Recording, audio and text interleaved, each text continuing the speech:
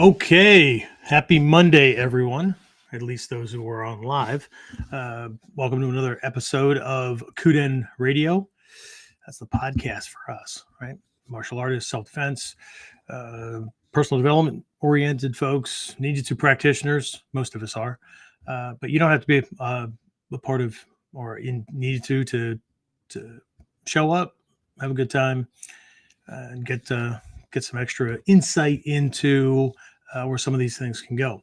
Speaking of which, what I want to do during this episode is uh, share some perspectives that I was given along the way on one, breaking free from this idea of seeing Kamae as stances, and two, uh, using right that beyond physical form kind of thing, using those strategies, tactics, feelings, intent, and whatnot um, in non-physical self-defense situations.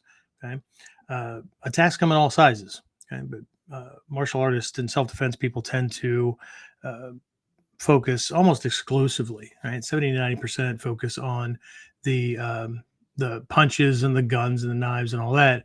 Meanwhile, they got nothing for the arguments or the pushy salesman or whatever that go on in life. So we're going to take a look at it from that perspective during this episode. And of course, we will talk about the physical form of things, and we'll be touching back and forth on that. So anybody that's working on those things or wants kind of a heads up or a leg up or whatever you want to call it on that aspect, we will be doing that as well, because we need that to be able to translate it.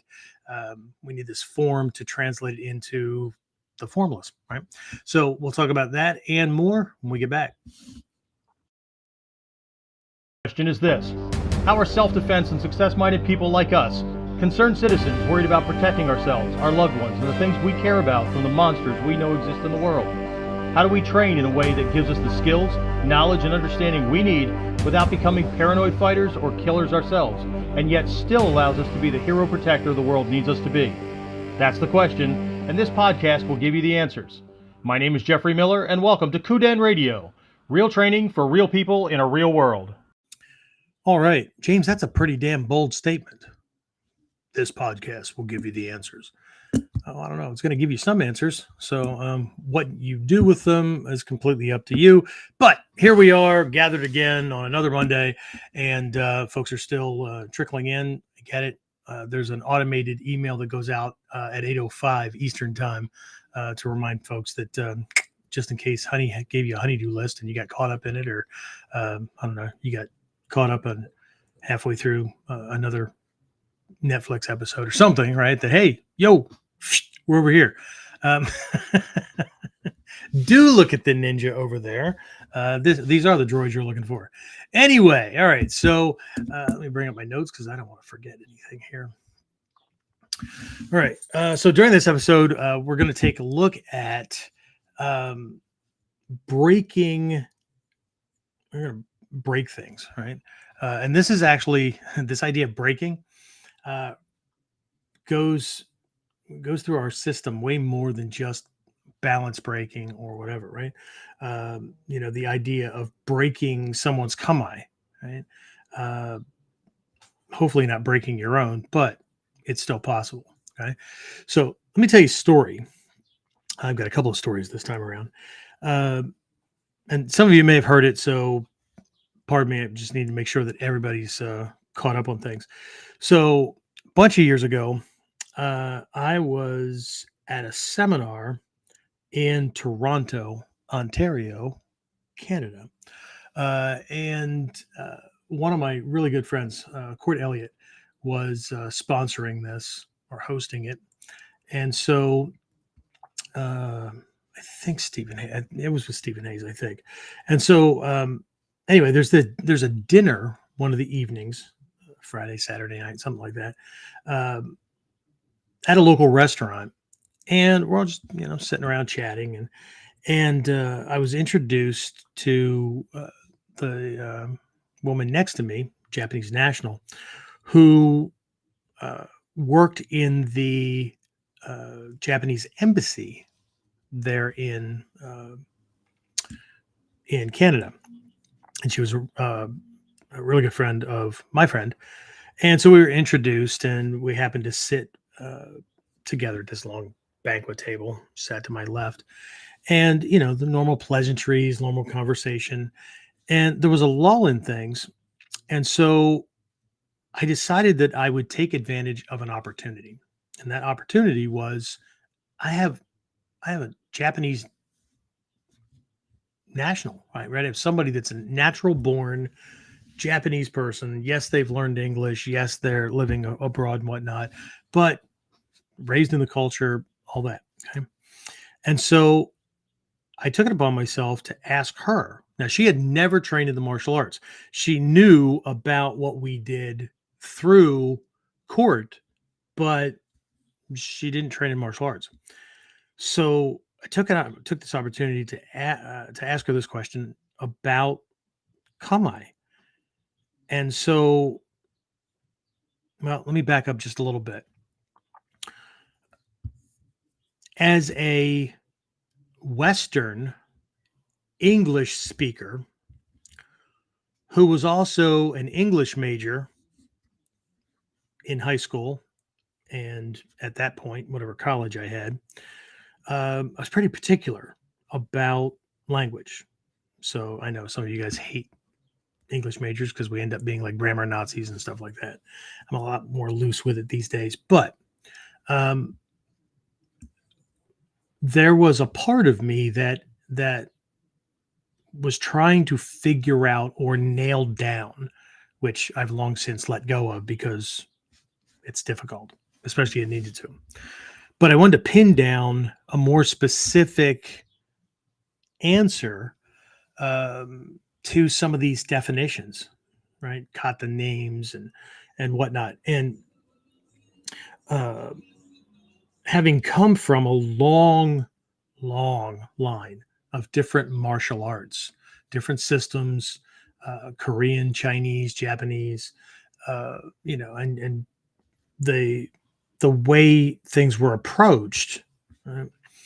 I was having some difficulty with this Kamae thing because the translation that I got was body, mind, spirit, attitude.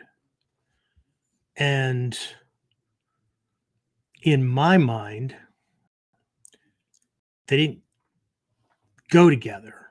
Right. I get it now, but they didn't go together. Okay. Body's body, mind is mind, spirit, spirit, attitude. I thought that was in with spirit. But again, here we are. So anyway, what I wanted to do was maybe try to pin her down to see how the average Japanese sees this word or this concept. Okay? To make sure this wasn't some woo-woo Japanese martial arty thing, right? And so that's what I said. I said, just what, you're not a martial arts person, you're not a martial artist. What does Kamae mean? And that's where I left it, right? And she thought about it for a second. She, did that tilting of the head kind of thing. And she said, "What Kamae means to me," which, in and of itself, piqued my ears. Right? Like, what do you mean? What it means to you? Okay, this is not a subjective thing. What it means to me is to be aware of your condition. To say that added another layer to the definition I already had would be an understatement. So it took me a while to reconcile this thing. I finally figured that part out because there was this premise, this initial premise that was given to us with this body, mind, spirit, attitude kind of thing, right? I mean, we could expediently use the word posture, combat posture, defensive posture, whatever, but it was an expedient because there was a lot of attention put on the difference between Kamae and Dachi stances.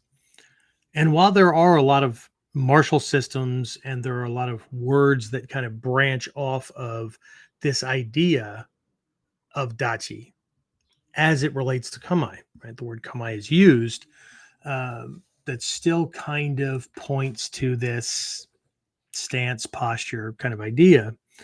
Um, there was a lot in the early days put on uh, or centered around understanding it from this inside out uh, perspective, right? What I mean by that is that the body is an outward manifestation of the stuff that's going on inside the head and the heart. Right? What I tell my younger students is that your body tells on you. Right? It's very difficult. It takes a lot of work and a lot of effort to lose the tells that the body has when we're in a specific mood, we're deep in thought, whatever it is, right? Even when we're concealing things. It was a science that was, well, it was a couple of sciences that have all come together.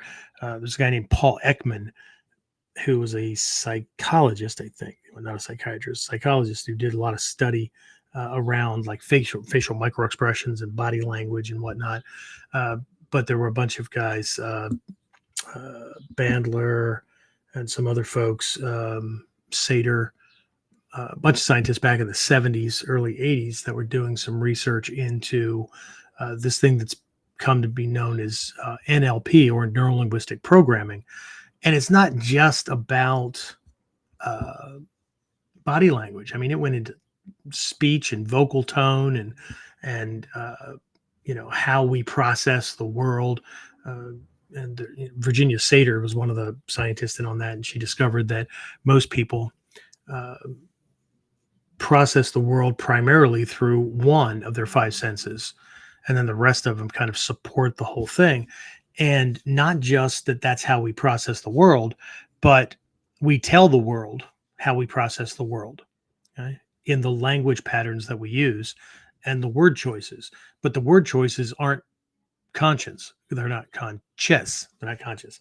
That means we didn't choose them. It just means that of all the words in our head to process the world around us, ones come out that are actually in alignment with the sensory input. Okay, so people who are visual, which makes up the greater proportion of people, but definitely heavy on the martial arts side.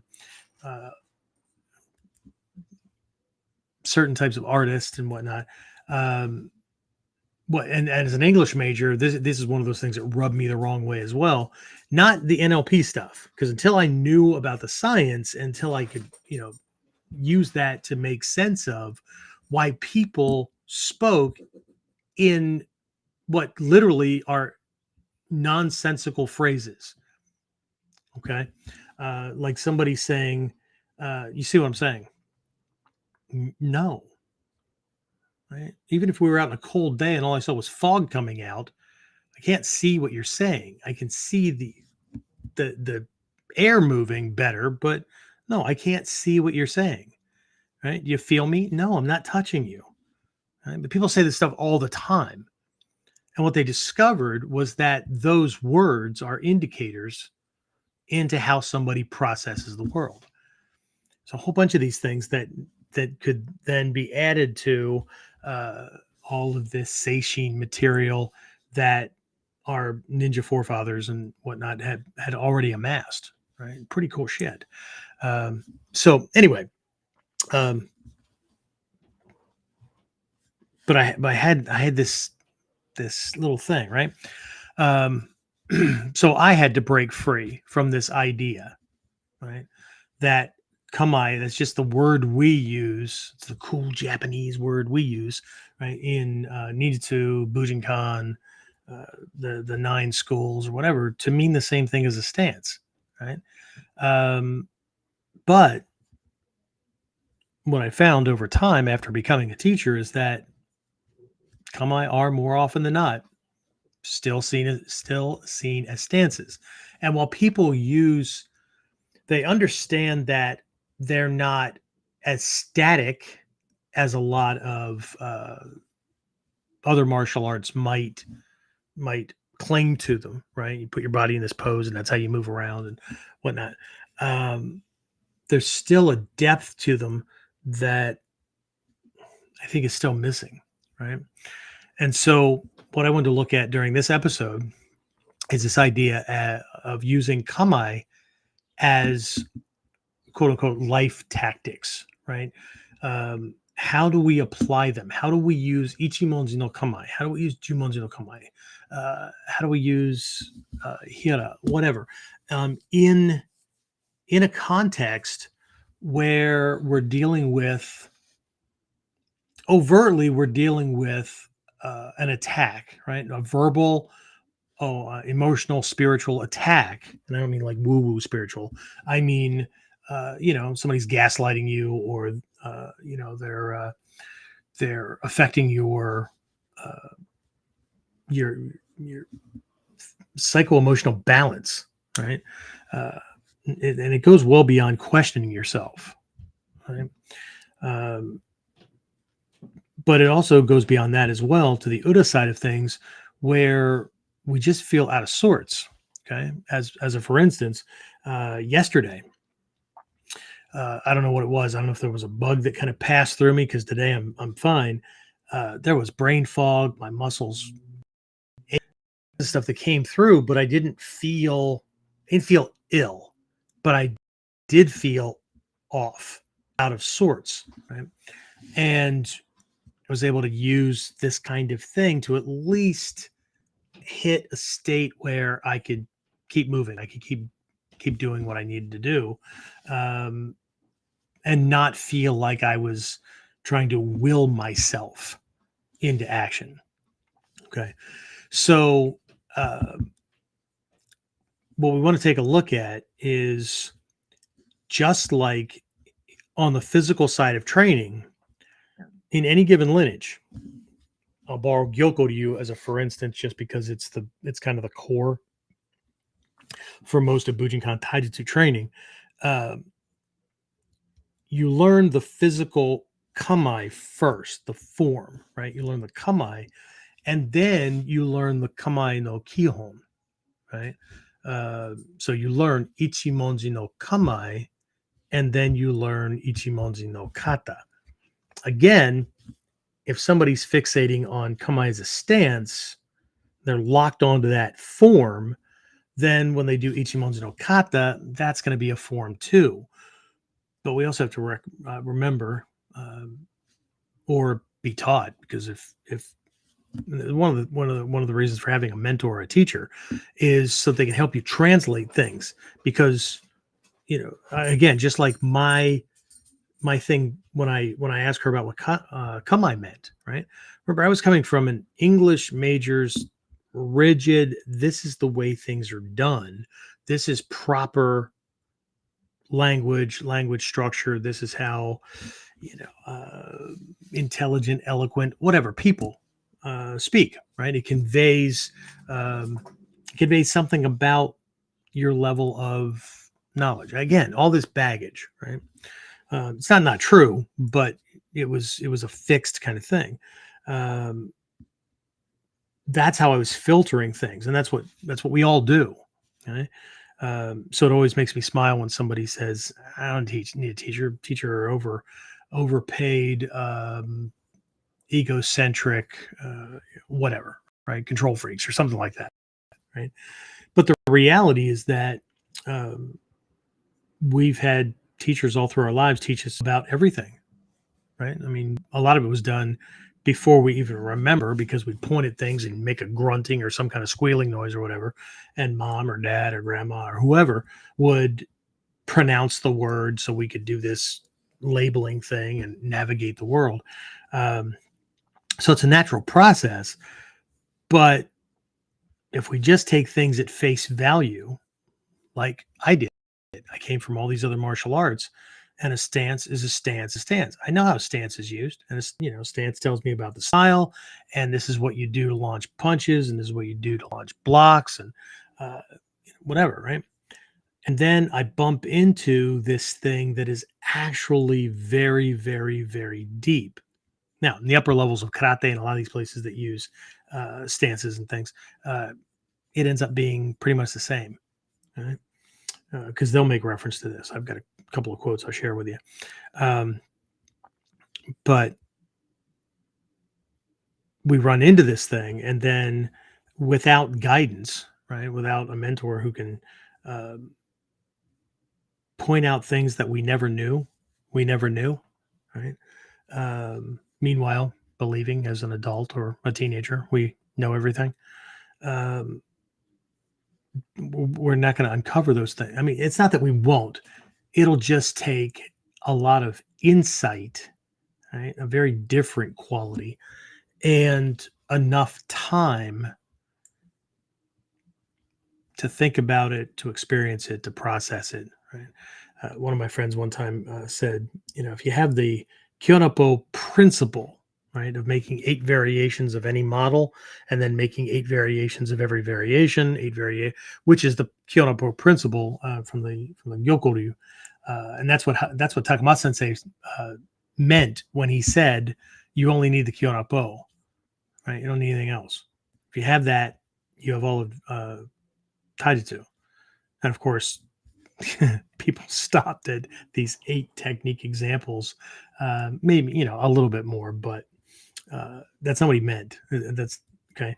So if you have that, given enough time and proper effort and focus, you will literally rediscover all of the techniques on all the scrolls in all of the lineages, and then a whole bunch more. Right? So, but that's ultimately the idea, right? The idea is to get to the point where you see principles and concepts in action, and you can then let go of the models, the examples that were expedients to help you get there. Right? In Mikyo, we would say that the form is what the formless looks like, which again, there's a lot of people out there that are like, Jesus, criminy, can you people stop the backwards, inside out, ninja double speak BS? That's I just had a conversation with some students Thursday night for the first class of the Jusan Butsu, the next Mikyo training thing that we're doing, and that was one of the references that I brought up. That if you're looking at a mandala, and they're they should be seen like layers, right? So each one, we're looking at different connections and different orientations and whatnot. So if something's being explained to us, and this is the same in the dojo as well, if something is being explained to us and we cannot, in the case of Mikyo, literally get our head wrapped around it, right? Or in the dojo, we understand how we got from point A to point B. Or I'm doing this thing with my arm to his arm. Why the hell am I not getting the right results? Right? If that happens, then that is a sign, right? Not like this woo-woo sign from God or whatever. That's an indicator that we are missing or don't understand prerequisite movement, balance, alignment, understanding of the technique or whatever, or other techniques or other skills before that point. That those things are absolutely necessary in the execution of this technique, or in the case of the mandala, right? And that goes for any concept. If we can't do it, or we can't get our head wrapped around it to understand it, then we're not ready for that level. Okay. But as anybody that's old enough that remembers the old Monk TV show, right? He used to always say, but the thing is, right? If you do understand it, then you're already ready for the next lesson. Okay. So that's an indicator as to whether or not you're actually ready for the next thing. So it's not color of belt. It's not how many years in training or months or whatever, right? So we kind of get around these things. Um, so I actually have something I'm going to read from. It's actually something that everybody should have available, but I'm going to do this thing here. Just get to my screen. Uh-oh. Did I erase it or did I? Hold on. Sorry. I may have.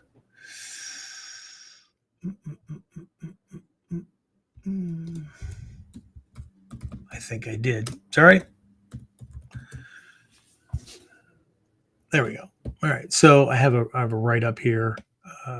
It's just a copy. It's just something right out of one of Hatsumi Sensei's writings. And some of you who have read and reread and whatnot, the books and all those kind of things will probably recognize it. But it's not very long, and it's a good springboard. Right. So again, this is from Hatsumi Sensei from many years ago. Right? In any living or fighting situation, the body and the consciousness it houses are constantly being subjected to the ever-progressing development of a series of present instants. In order to be the most effective in any of these situations, the mind and the body should be totally in tune with each other to prevent inappropriate actions or reactions. Now, I'm going to stop here for a minute. I read this, I don't know how many times, not now, but over my training career. And I remember, reading the first time and whatnot. And I read the words, in any living or fighting situation. But because my head was filtering through, I'm studying martial arts, I'm training to learn this thing, it's all about self-defense, right? I read the word living, know what it means, but I didn't know what it meant in this context because, again, I was filtering everything through that, right? So it's really easy to read things. It's really easy to see things. It's really easy to watch a demonstration or listen to a teacher and not get it. We heard the words, we understand the words, and a certain type of understanding takes place. But that doesn't mean that it was the understanding that was being communicated by the teacher or the master instructor, whatever. Okay. So I need to be clear about this. So this thing that I'm doing, right? And I've been called on these things, like I'm making shit up or whatever, right? Hatsumi Sensei hasn't taught that, or what page in that book is that thing exactly, and whether it's a technique that I'm doing, right? What page is that spelled out on, and where is it demonstrated exactly that way?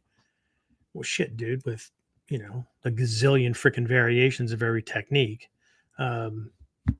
Good luck finding a book that has every possible variation of the principle that they're trying to convey.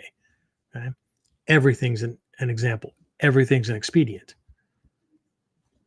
And as I reminded a former partner that I was in a relationship with, everything's a test as well. Okay.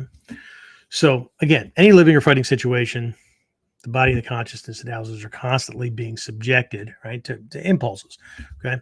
So again, in order to be effective in any of these situations, the mind and body should be totally in tune with each other to prevent inappropriate actions or reactions. Mind body connection, right? Anyway, back to him. Okay. In actuality, mind, quote unquote, and body, quote unquote, are merely arbitrary terms that we apply to made up divisions of one single entity. When properly applied, the Kamae reflects the ninja's heart. This means that our physical nature conforms to our intentions, and there is no division between our interior and exterior aspects. This state of integrated mind and body action is totally natural and can be observed readily in the movements of animals as they interact with their environment. only human beings seem to develop the need to be trained in a natural body motion. The kamae themselves are mere guides or suggestions for the most effective use of the body weapon. As such, they are physical attitudes and are by no means to be adhered to in precise imitation. Each individual body, with its unique configuration of muscle and bone alignments, will naturally determine its own pragmatic and comfortable variations of the basic fighting postures. As the student progresses, the kamae become less and less significant as specific poses as they are gradually assimilated into the character of the individual. So that's already way past muscle memory, right? So once these fundamentals are internalized, the most advanced fighting posture becomes a no fighting posture. Okay. And again, this is, people tend to gravitate toward this. I know I did, right? This is the ninja way, right? And there are lots of ninja ways, but I think everything at the highest level, regardless of where the person started from, end up being the same. It's like in our Mikyo, we talk about a soul theory and no soul theory, and how in the beginning things seem to be at odds with each other, and especially with people that have that fundamentalist mindset kind of thing, where this is what the book says or this is what the teachings say. But it's been my experience that those are approaches that contrast another one to give you another perspective, another way to look at it, so that uh, you can balance out that perspective. Because as you move along, right, you get to a point where you have a hard time explaining this thing, this soul idea, concept, whatever, um, to anybody who needs a this or that definitive answer, because those things were expedients.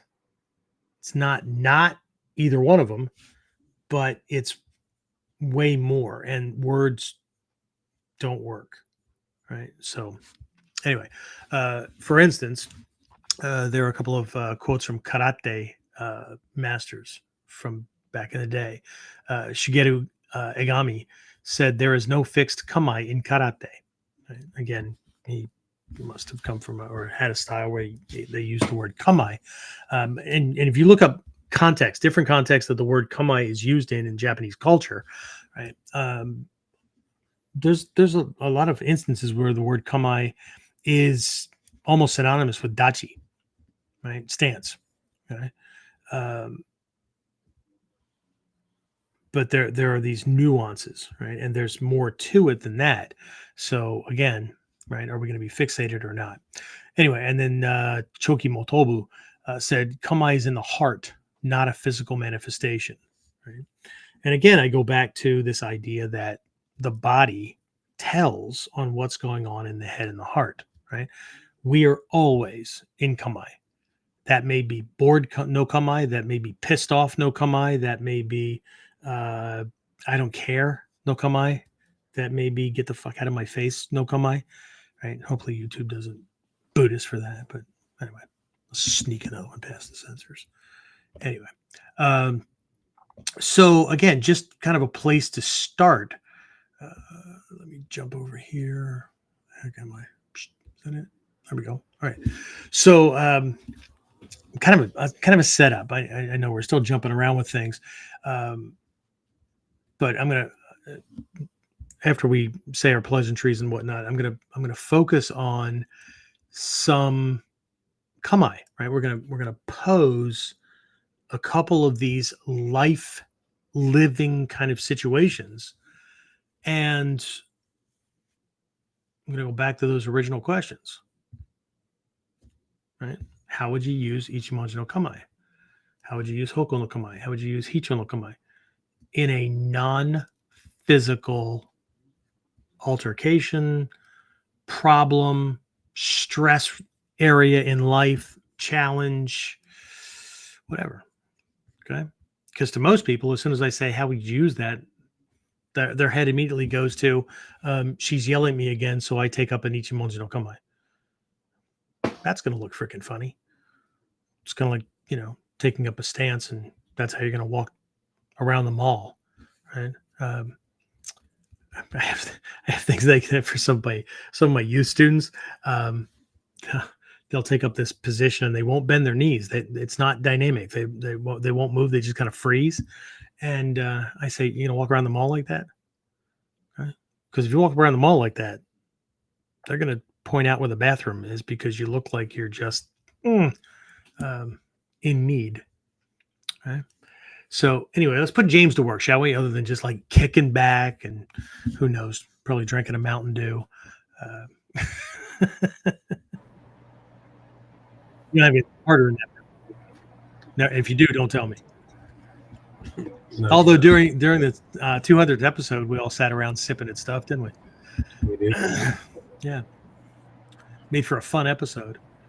One of my longtime friends, I don't know if you saw the quote or not, one of my longtime friends, we were like 2 hours in, maybe a little bit longer. And he's like, oh my God, you guys are still going. I'm old. I need to go to bed. So. So who's on? I'm showing a bunch of numbers up there.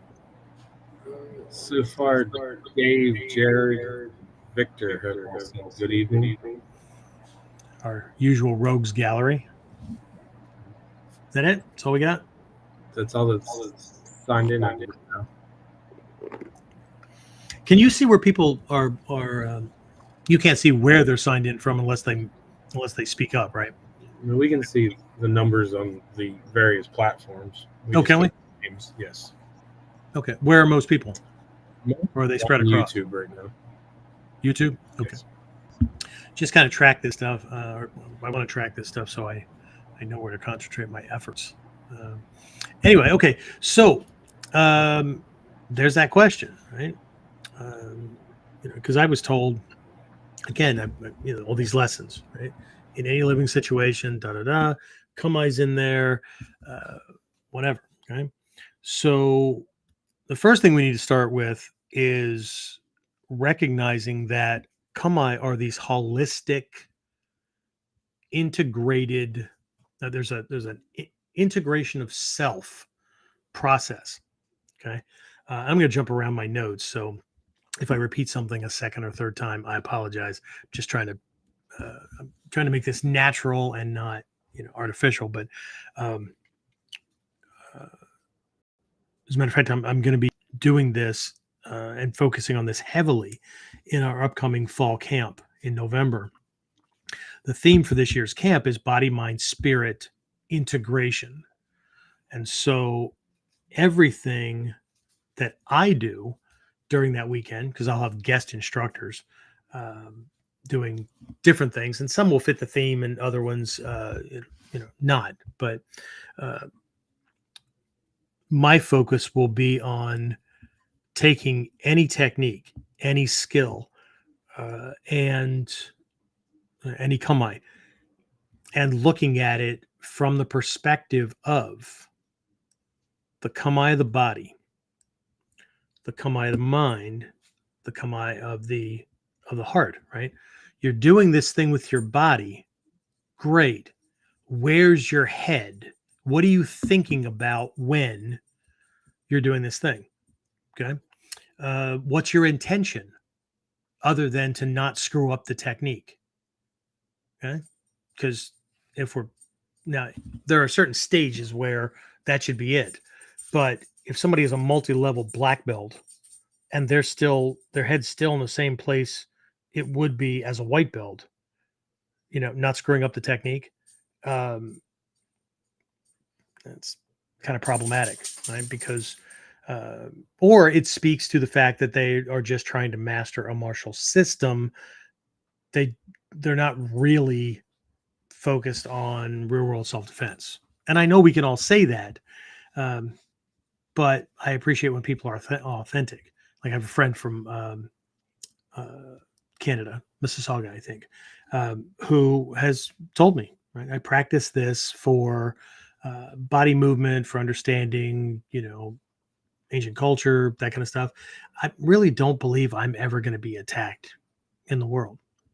Now, my mind goes to, it's the same thought that most victims had just before something happened. Okay. But fine, at least you're clear about that thing. But again, there's this integration, right? So we're doing this thing with our body, but where should the head be, right? Because every technique, every kamae doesn't just have a physical form, a dachi, a stance, a position of the body parts.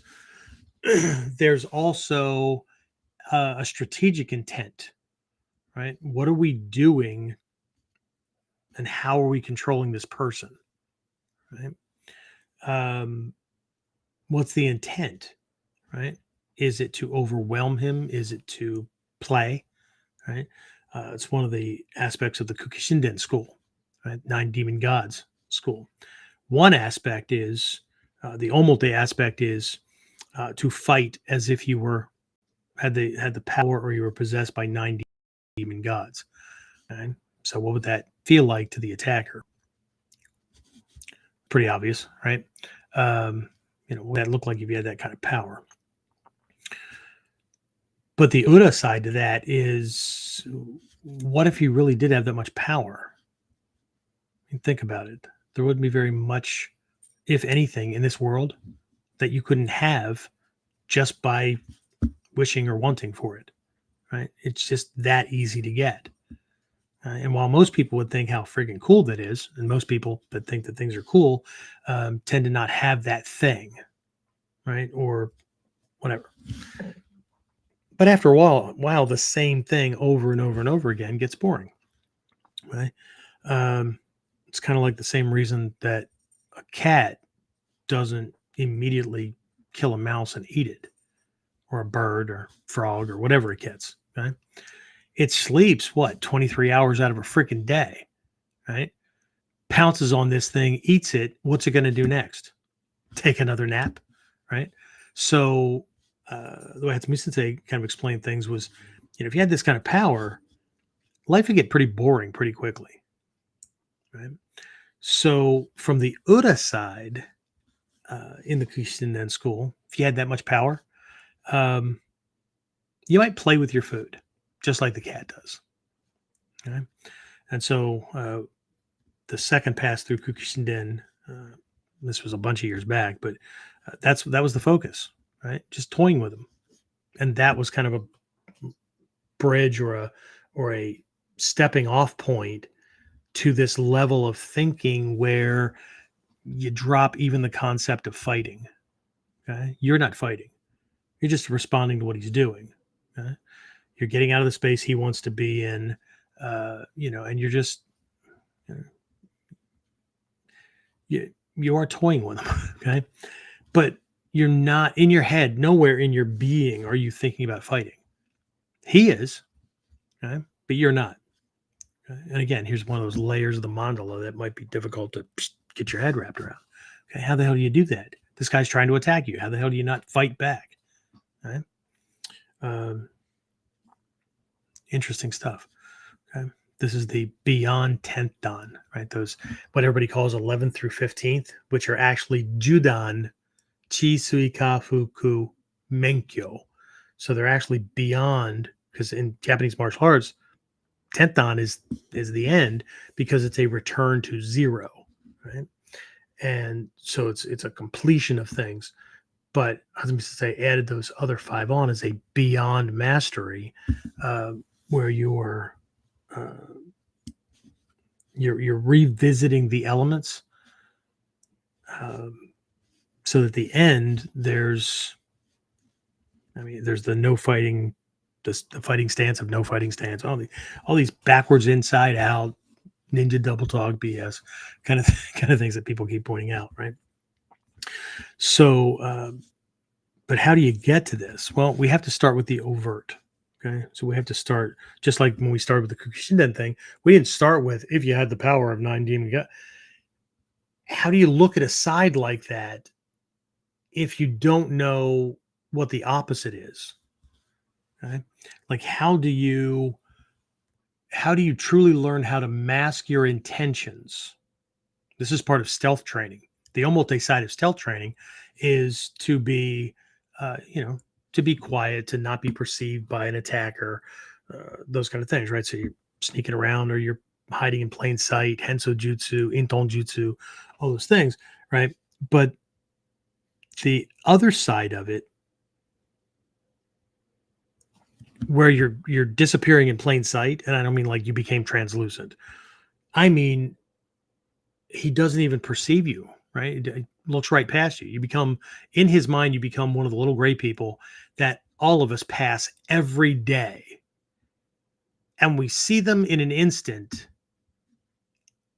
And 5 seconds later, don't remember what they look like, what they were wearing, whatever. Okay? Just here and gone. Okay? How do we become that person?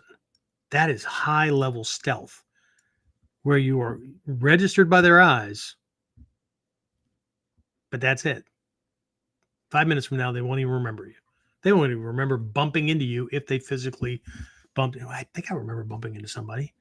Maybe were they wearing a green shirt? No, I think it was a red shirt. No, shit. It was a jean jacket, right? So that they don't get it, right? You can't get to that point of masking intent or disconnecting or getting somebody to look just away from you, right? Without understanding how we draw attention. How do we make noise? What activities do we do? Some people are clueless as to the amount of noise they make when they move around. And because they're in a group of people, family or friends or coworkers or whatever, that do the same things the same way, pretty much, they don't know. Because Broca's region, we have one on both sides of our brain, right behind the ear, near the mastoid process. These regions called Broca's region. Their purpose is to filter out 95% of the stuff that you experience today, that you experienced yesterday, that you experience all the time, that are not important for survival or success or whatever the task is at hand. So we just filter it out. Okay. Way back in the day, for us old folks, there used to be a phrase: you don't listen. It's like in one ear and out the other. Okay. Pretty neat how they made that up. Most of the people that probably made that up had no idea about Broca's region, but there it is, right by your ears. Okay. So, but if you don't know that exists, then you can't play with it. All right. So now that I have bored enough people who were only looking for Kamae secrets, now we can talk about something. Okay. Sensei did that one time. I think it was the 2000 Taikai at in Atlanta. I think if it wasn't that year, it was the a year near where they were in Arizona. But anyway, somebody, they did it in Princeton in '98 too. But the way this worked out, the incident was, again, somebody arranged for press coverage and an interview for Hatsumi Sensei without clearing it with Hatsumi Sensei. So, for everybody that thinks that he isn't keeping things secret or didn't keep things secret, because, and hasn't always been teaching even when he wasn't on stage or in the dojo. Okay. A teacher's always teaching. If they live the art and they're not just a conveyor of data, the students should watch and listen to their teacher all the time, because it's been my experience in this art that every time they walk, every time they solve a problem, okay.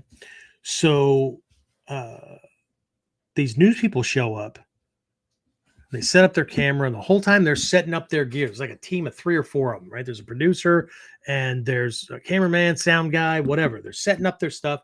Whole time they're setting up, he's throwing people around this stage. He's teaching stuff. We're getting up and practicing and whatnot. They're setting up and everything.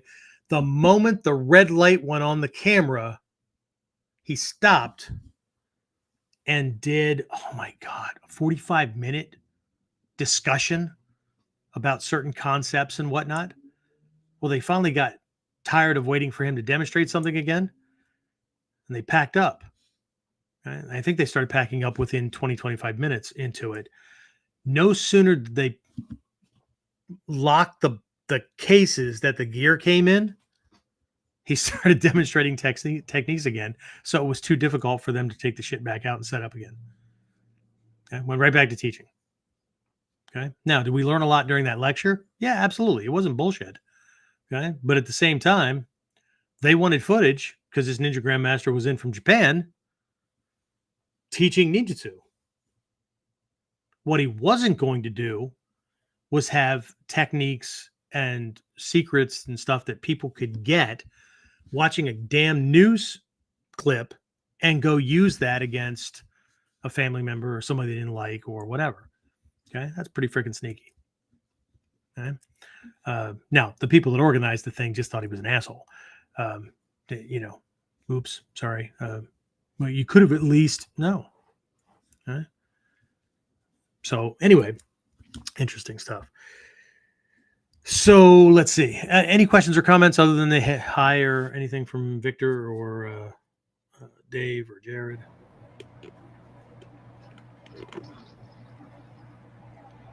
Jared said I'm echoing. I don't know if it's coming across for you. That you're echoing? Yeah. No. Okay. Not coming across for me. But Dave said it might be fun to watch a group doing yokoruki around in the mall. Might be. It's one of the reasons why we did demonstrations a long time ago before the malls started to do weird stuff. At least in my area, it's just not possible. But we used to do these demonstrations because it shook people out of their, wandering around the mall, window shopping, doing whatever, and then ding, here it is. And it either created interest or it reminded people that they were interested, but life again got in the way and they forgot to call a martial arts school. But the third thing was it highlighted our approach, or if a Taekwondo school does it or whatever, right? So, it gives its thing, right? Now, if you're just going to be doing yokoruki around the mall to do yokoruki around the mall, yeah, you'll get attention. I had a teenager that trained in the dojo a long time ago.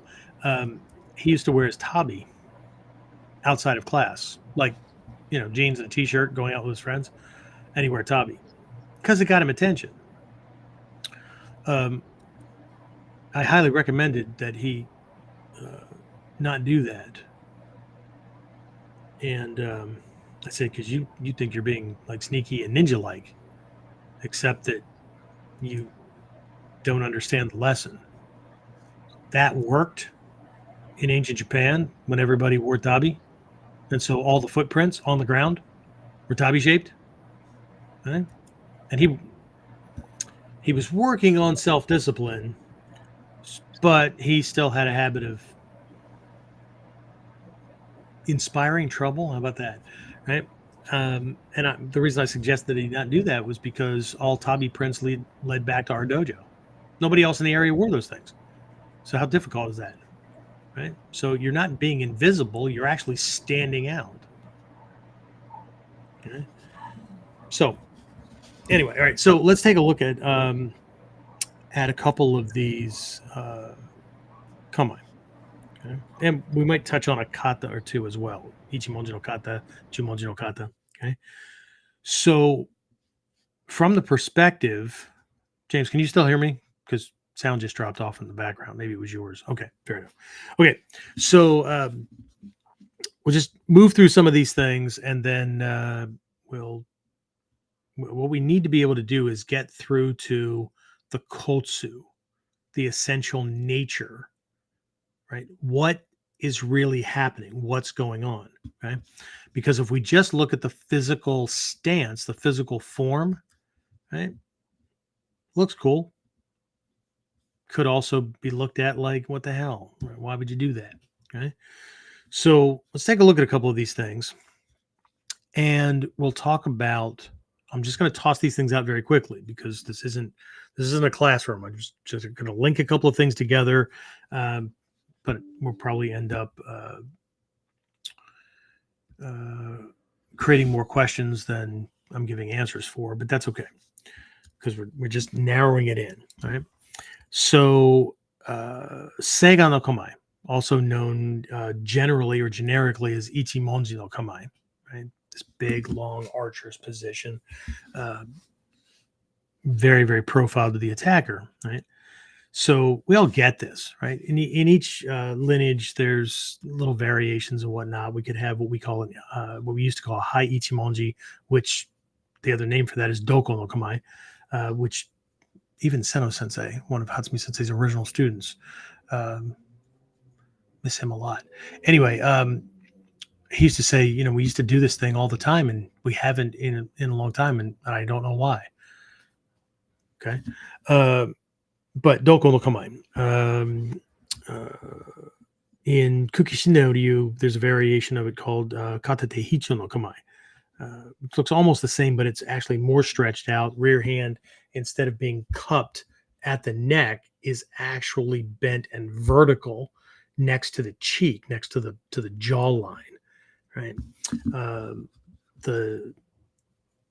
Depending on how you do koto stuff, the lead arm is more outstretched and whatnot. Again, I don't want to crystallize these things because we need to understand the purpose of it. Right. But the overall feeling in that kamae is I will control you with the tip of my weapon and my heart. Right? Heart being intention. Right. What that means in smaller words is you can't attack me till I say it's okay. Right. And if you really understand the dynamic protective concept of Seiga no Kamae, it's very, very difficult. Very difficult to get in on somebody who's in a Seigan. And anybody that thinks otherwise is either making or working with somebody who's making very important or very critical mistakes with important pieces, usually the lead arm and the lead leg. Okay? Weight distribution, a whole bunch of stuff, right? Because freedom of movement is always a primary. So if you're in it, it looks cool, looks like I'm doing it right, but you can't move easily, right? That is not right. Okay? So just go back to that reading that I had from Soke. Right. So, but the feeling is I will protect, I'm controlling you with my lead, the tip of my weapon and my heart, my intention. Okay. So you can attack me when I say it's okay. Right. The Ichimonji no Kamae from the Gyoko school is not the same. Okay. I tend to use water temperature references. I borrowed this from a teacher a long time ago. Water temperature references to the kamae, and while they are adaptive, right, you could do things in different ways. And going back to what I was talking about with the Henso Jutsu, Inton Jutsu, disguise and impersonation and whatnot, there's an element of that in kamae. Okay, there is the typically we introduce students to what I would call kokoro no kamae, right? Kokoro no kamae, kamae the heart.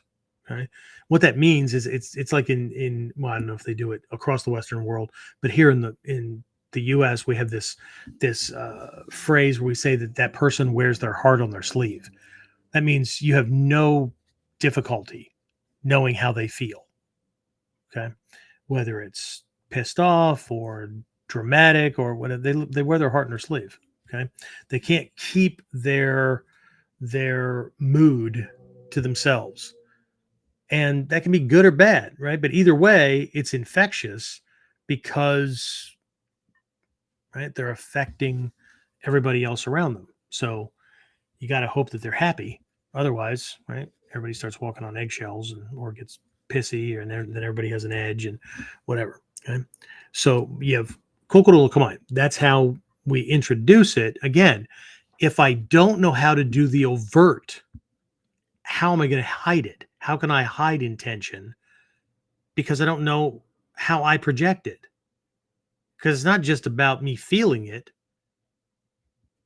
What do other people see, feel, sense, read from facial expressions, pick up in the vocal tone, right? It's everybody tries to hide behind the words that are spoken, but the words that we speak account for the science is out. Anywhere between 7 and 15% of our overall communication in an exchange with somebody.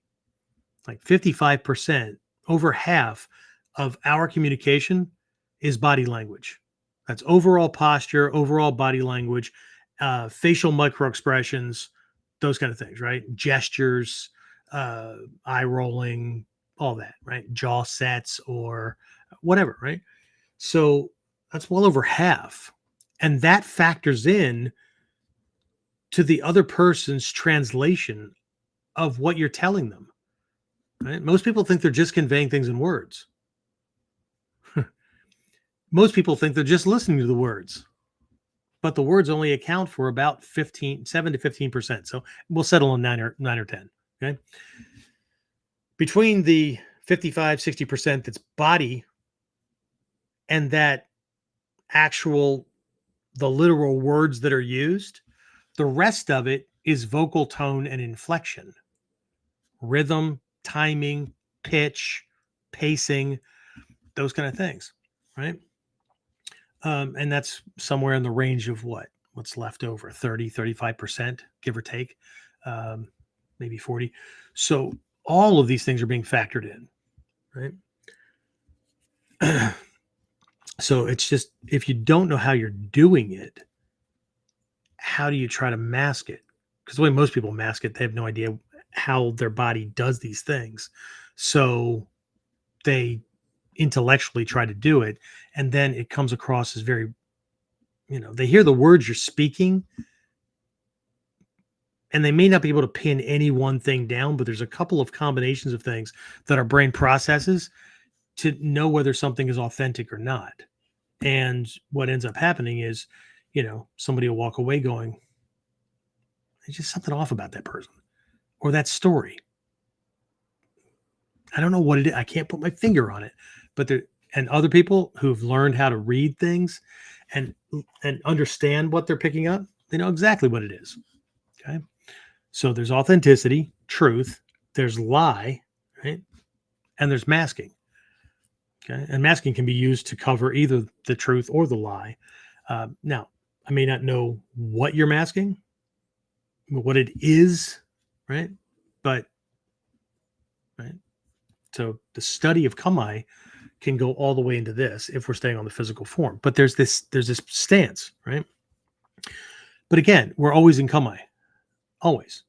Right? Some of you are in sitting no Kamae. Some of you are in slouching no Kamae. Some of you are laying down, watching a screen sideways Kamae. Whatever. Okay. Some of you just rolled your eyes Kamae. Okay. They all tell. Okay. And they also affect what the other person is going to do. Hopefully, if we understand Kamae, they're taken up and aligned from the perspective of authentically how we are, okay? Because my body's going to work a certain way under certain psycho-emotional impulses because of the way the muscles are going to fire, because of the way the tension's happening inside. There's a whole science. So, but there's the overt side, right? So there's the Kamae of the body, how you position things. The Kamae there's the Kamae of the mind. I'm still on Seigan. We'll do Ichimonji in a minute, right? Okay. Still on Seigan. There's the Kamae of the body. It's the easiest thing to pick up.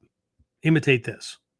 Okay. Now, keep adjusting your body and your weight distribution and whatnot until you can move freely while maintaining the essence of that protective posture. Okay. And then there is an intention. Okay. So remember I said we start people off with kokoro no kamae. And what I mean by that is we teach people the feel of the kamae, and this is a good fit for when you're feeling really defensive and your body's flinching and it's turning sideways and your arms are coming up in front of your face or your primary organs, and one shoulder's flinching forward and your jaw's dropping, to lose the neck and hide it and all that, right? There's a sick feeling in the pit of your stomach. That's where tension is.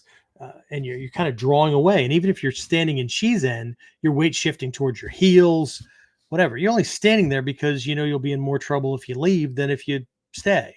But your body's like, we need to move. We need more distance away from this crap that's coming at us. Right. So there's this driver, right? And that driver can also be channeled to project it so he recognizes the intent. That sounds, I mean, there's a way to fake it till you make it, but ultimately you're trying to get in touch with those aspects of yourself that's it, right? So one of the things that I always tell students is, once you learn the form, right, and you move through these areas and you understand the strategy, the psychology, right, the seishin, and you understand the intent and the drivers, what you're doing, right, then you communicate that through that position to them. Okay, there is a form of Seigan in the Kukishinden school that, for people who don't know any better, it just looks like Shizen, but you're looking at the person sideways, like they're over there instead of right in front of you, the way most people understand Shizen. But Seigan itself means true eye or correct eye, right? So another aspect of Seigan is, I'm watching you. I see what you're doing. Okay? I see your tricks. Okay. So if I'm looking this way and the person's over, I'm just going to move my eyes. And what I'm doing is I'm locking on eye to eye, nose to nose, that alignment with someone. And you can play around with this. Okay. Just kind of turn your head off to the side. Trey said was really big on this, right? To create an opening. Because even adults are like 3-year-olds trying to steal a cookie out of a cookie jar. They figure if your eyeballs aren't pointing at them, then you can't see them, because they don't understand the difference between nekugan, naked eye, the eyeballs just pointing and working, and sight consciousness, that I could be looking off center. My eyeballs, my pupils are pointing that way, but my peripheral vision is always still working. So my sight consciousness isn't here. It's not that I can't see it, but my sight consciousness is not focused on where my eyeballs are pointing. They're focused on the field of peripheral vision that requires attention. Okay? It's very different, right? It's a whole skill with using the eyes. This is in the Gyokuryu's Kihon Happo, not the techniques, the areas, the skill sets, right? This is called Ganho, right? It's in that whole respect about understanding how the eyes work and sight consciousness and all those things. Okay. So, but we would look off center and practice doing this, but you can do that, right? If you're voicing displeasure or happiness or anything like that, right, to somebody, don't make eye contact. And I mean, when I say don't make eye contact, I mean move your head so that your nose is pointing like next to their ear or off to the side or whatever, so that you're not aligned eye to eye, nose to nose. Okay? And then at other times, right, just from here, just shift over. So it's like taking in the US here, and everybody has their own unique configuration for like electrical socket kind of things. But you understand what I mean. We have these prongs, right? So we have blades, 2 blades and a round post. That's our ground. and other places, like when I was living in Germany in the 80s. I don't know if it's the same or not. It was a 2-prong plug, and the prongs look like fatter versions of our ground post that sticks out of things that go into the wall, right? But what you have is this idea that there is a receptacle, a receiver of the prongs, even though the energy is coming the other way, right? And you have the connector. Nothing happens. The toaster doesn't work, the radio doesn't work, our phone doesn't get charged or whatever if there's no connection, or if the connection's screwed up, right? So the idea is to plug in, right? So when we're projecting intent and we want them to pick up on exactly what I'm feeling, remorse, sadness, happiness, gratitude, anger, whatever it is, right? We want that eye to eye, nose to nose alignment, which is why all of our Kamae have eye to eye, nose to nose alignment. So in the Kukishinden school, Seigan, your body's in, for all intents and purposes, Shizen, your foot, the foot that points in their direct, or that on their side, often will shift. So you'll just kind of turn your foot as you go, but you don't turn your chest to blade. You just turn to lock in. And then the feeling here is, and not the feeling, but the strategy. Well, it is the feeling you're projecting, right? I'm not just observing. It's a mental thing, right? My body's doing nothing. It's staying neutral, right? But this is a mental thing. And because of the locked on position, that allows me to reinforce with my physical body this intent. This, I want them to know. See what you're doing. Okay. A lot of people have a hard time making eye-to-eye contact, which is why in the Gyoko school, there's this idea that if you can't look them right in the eyes because your spirit's stronger than theirs, then you look right between the brow. Because at fight distance, they can't tell the difference. You win every freaking staring contest ever. Okay? But there's this idea, right? That I see you, right? That's still going on, right? In these other ones, right? So there's this more direct. I'm controlling you with the tip of my sword and the tip of my weapon. In this case, it's my fingers, right? But it could be long staff, spear, sword, gun, whatever. Controlling you with that and my heart, my intention. Okay. So no matter where this person moves, right, I steer the Kamae so that the barrier is always there. And they're left with a choice. Try to get in, or pack it up, dude, and go home. Okay? Just like how they left with those reporters. Okay? Keep shooting philosophy. You still have a story. Japanese ninja grandmaster, right? Or pack it up and go home because you're not getting anything other than that. Okay? So you have that, right? Ichimonji no Kamae from the Gyokoryu, this position here, right? The way I explain it to my younger students is if you touch me, if you come at me, right, I will hurt you. Okay. One of my teachers conveyed it in language based on the intent that's conveyed from the Gyoko school, which is if you attack, I will kill you. Okay. Again, Gyoko and Koto are complementary opposites.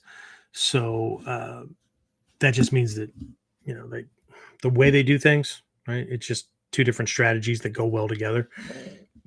But there's usually crossover. Okay. So in Gyokoryu, Ichimonji no Kamae, right? Is the if you touch me, I'll kill you, right? That's hot. Okay. I did mention earlier, I break things down, or I divide things based on I use a water temperature analogy.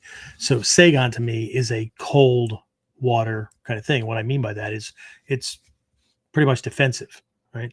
You have a hard time getting at me, getting through things, even finding a target, getting aligned with something good.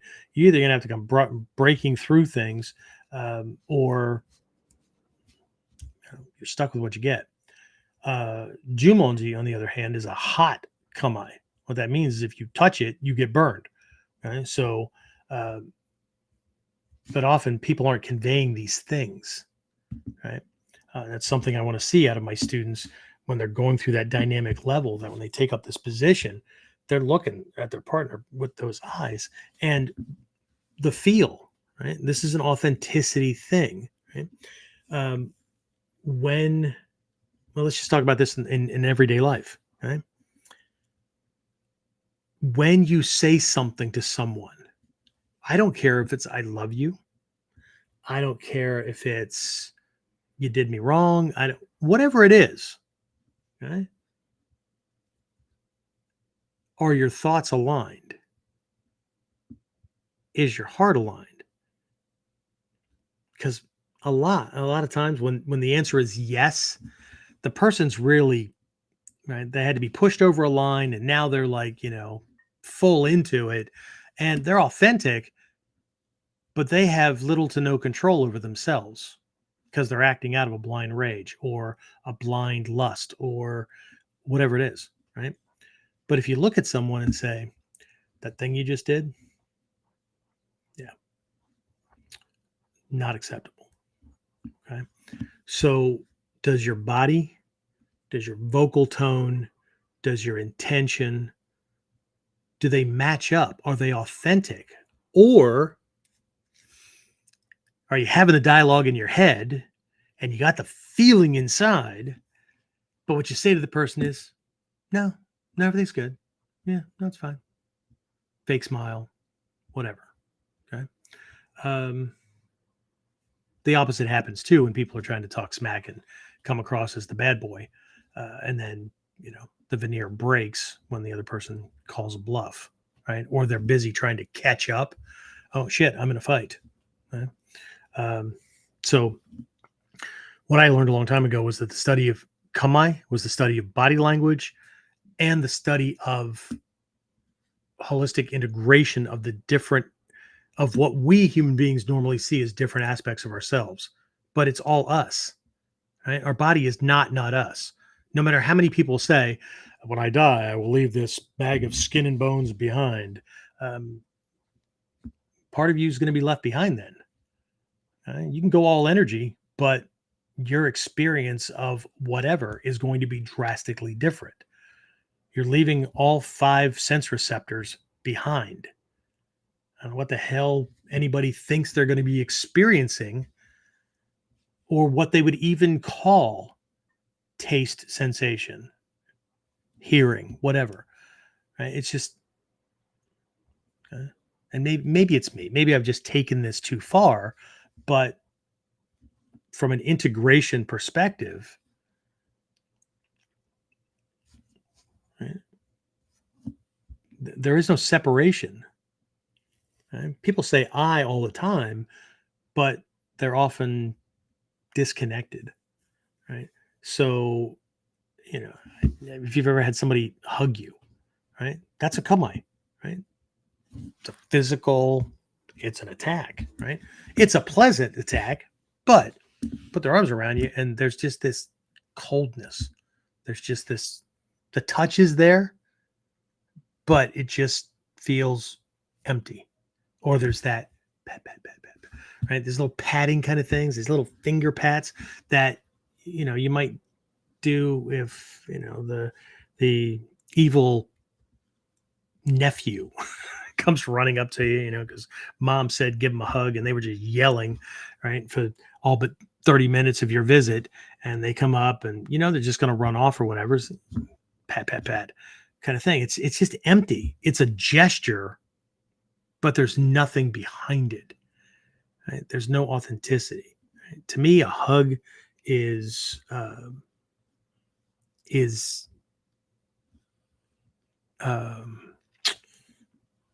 it's a sharing of not just emotion, intent.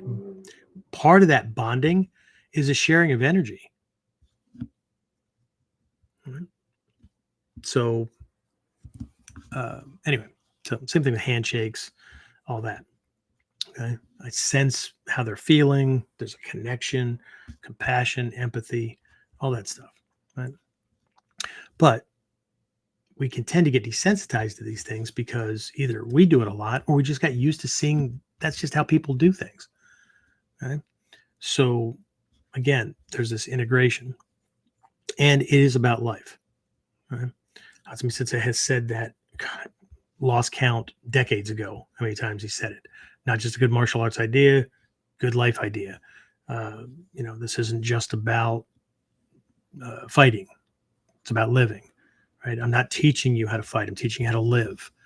He said it so many different ways, right? But it's about authenticity. Okay? So again, Jumonji or Ichimonji, right, is if you touch me, if you come at me, I'm going to kill you. Okay? That's not the same intent. That's not the same strategy as I'm going to control you with my lead hand and my heart.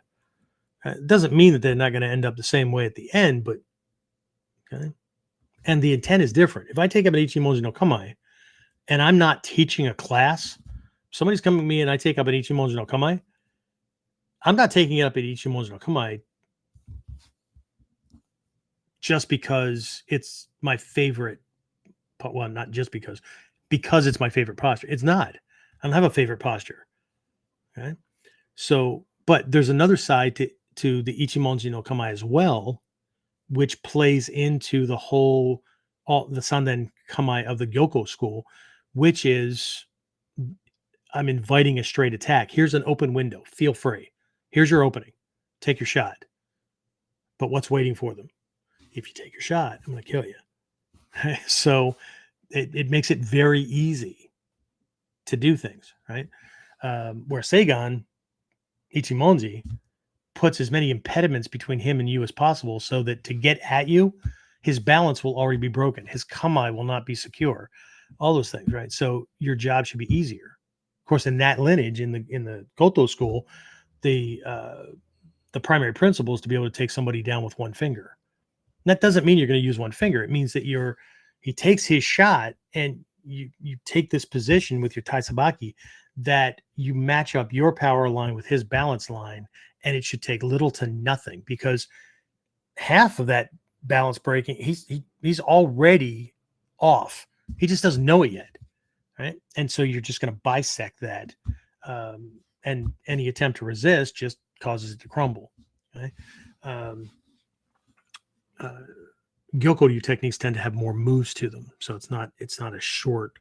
They're not as short as the Koto kind of things. So again, there's one of those opposites, right? It's complementing opposites. That one, take it straight to the heart of things. There's no messing around. This one, I'm going to kill you and I'm going to enjoy it. Okay? I'm going to outflank you. I'm going to come at you in ways that you never thought, not you, right? Never thought possible, right? That's the answer to these people that, they see you doing a demonstration or they watch a class or whatever, and they go, I got a move you can't get out of. Yeah. I got a freaking move you can't get me in. And I got a couple of other ones that you're not going to see until it's too late. And then you won't see those either. Right? So it's okay. Right. And besides that, all moves can be gotten out of. Okay. And that's true. No, man, if you try to get out, you'll break your arm. Mm-hmm. That was my lesson from Hatsumi Sensei.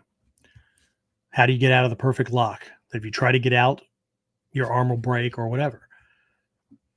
Simple. Okay. Jumonji no Kamae. Okay. You touched me. You have me locked up. That doesn't take away my intent to kill you.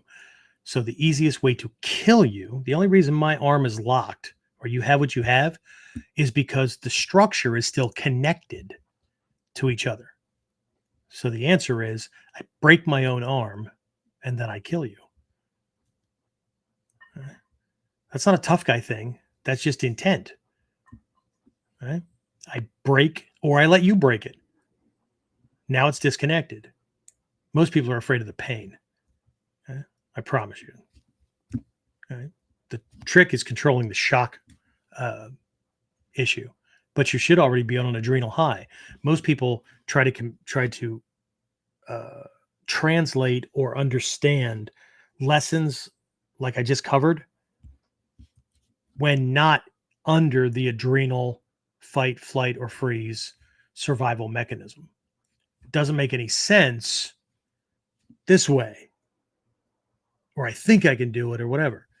Under the adrenal response, when everything down to a cellular level is in a different state, right? And epinephrine, norepinephrine, adrenaline, all that kind of stuff is just the whole system. The whole system, head, body, heart, everything is in a different state. If anybody here has ever been in an accident or something really, really traumatizing, right? Let's just take a car accident, right? You may have refused medical attention because you didn't feel damaged. And then hours later or the next day, or my experience, it's been the day after, right? When all that stuff is gone. And now I feel every freaking spot that got hit, everything that's damaged inside, outside, and energy level. I feel like I got run over by a truck and dragged for about 3 miles. Okay? Because all that stuff is gone, because it's designed from a survival standpoint to mask the pain and to do all that kind of stuff so you can stay in the fight. Right? You don't survive by dropping at the first nick or the first bump or the first hit or the first bite. Right? And so a lot of these things have to be understood, just like the mandala has to be understood from the perspective of this altered state, which in and of itself is Kamae. Hatsumi Sensei made a very distinct difference, or explained a very distinct difference between what we might call nervousness or anxiety or whatever, because the system is being affected, right? The amygdala has been triggered. It sent a signal to the hypothalamus. It's dropping peptides and freaking survival chemicals and stuff into your system to plug into the cells to get changed. And that's where most people go amiss, because they either haven't been in that kind of state or had that mechanism trigger enough that it happens faster and the body equalizes faster, or they never let themselves get there. They run at the first, they escape, they calm the situation down, so because they don't like to handle conflict. And some people like conflict, but they need a checkup. Some of us just accept that it's there. So, but if you can just wait it out for a couple of seconds, half a minute, whatever, right? Things equalize. Okay. You stay in the mix, out of range, but in the mix, and you let the system do its thing. Okay. You have this buzz going on, and you can feel that altered state. Your brain's processing differently, you're processing differently, right? Hatsumi Sensei called that Budo nerves. Now you will be fast. Now you will be strong. Now you will be, right, without trying to be, because the system is geared up, but it's not like a light switch. He flicked the switch, but there's that powering up kind of thing that we see in movies or whatever. It's that kind of a thing because your body needs to adjust. Right? This is all part of Kamae. This is all natural. Right? And so there's a difference between, he delineated between nerves and nervousness and this same kind of buzzing, vibrating kind of thing that's Budo nerves. But now the system is equalized and it's focused and ready to go. It's in survival mode. Okay? In Mikyo, we differentiate between the universe and the Buddhaverse. The universe sounds like a Marvel movie, doesn't it? Anyway, the universe is that which is perceived by the unenlightened mind, right? But when that mind aligns to reality and what's really going on and not opinion jutsu, right, then it's a Buddhaverse. Physically and form-wise, nothing changed, because, say again, people make the mistake of translating that training, Mikyo, whatever you want to call it, right? Using the same lens as the religion that they came out of. So samsara must be the Buddhist hell. No, it's just everyday life. Right? Well, nirvana, well, that's like the Buddhist heaven. No. Nirvana, so samsara means to go around very much. It's the same shit, different day, over and over and over again. And we try to fix it, but we just exacerbate it, or we get a little reprieve and then it shows up in a different way. And because we fixated on only doing it that way and not this way, oh shit, right? Nirvana means to extinguish, to blow out. What the hell are we blowing out? The flames of misdirected desire, the shit that causes the problems. But in Mikyo, samsara and nirvana are made of the same material. They're made of the same substance. What's different? The mind perceiving that which is. The shadows are gone. The illusions are gone. The magic trick of the mind is gone. Anyway, all right, so we have this Jumonji, right? And this Jumonji no Kamae, if it's more of this what in our curriculum, Mod 1, part of Mod 3 curriculum, right? It's more of this kind of aggressive kind of thing. Couple of different perspectives on that, because in the Gyokoryu, Jumonji is your receiving posture. Wait, what? Okay, I thought that was the hot thing. No, Ichimonji is the if you touch me, I will kill you. Jumonji is the receiving posture, which is whatever you throw at me, I can handle. No problem. I'm equally protected. Okay? Another feeling for Jumonji, which still goes to whatever you throw at me is fine. Hatsumi Sensei has defined as the protection against all evil posture. Okay? It's like holding up a cross in a vampire movie or whatever. Okay? So there's a commitment to stop this evil from going any farther. Okay. But then there's the variation that is the Hira Jumonji, where your feet are almost exactly square forward, right? Your body's more square. It's less angled forward, right? So now it's inducing confusion. Okay? You look like you're wide open, but you also look like you're protected. So what the hell? So it's sending mixed messages. Okay. Right. So there's confusion, but the idea, there's way too many people that are like dropping their limbs and are kind of taking up kind of a boxer-ish variation to it. But and I'm sorry for those of you on audio only, but for the video guys, right? This position, right? The hands are supposed to be in front of the shoulder pockets, in front of the brachial plexus, because that was a gap in the armor where they could access your lacings and therefore your shoulder joint and things like that, right? Armored, if they could get into there, right, then you had a problem. So if I put my fist right in front of the shoulder pockets, not on it, because this is dead, right? This is mummy no kamae, right? So out here in front, then my elbows, the points of my elbows should ride over my floating ribs.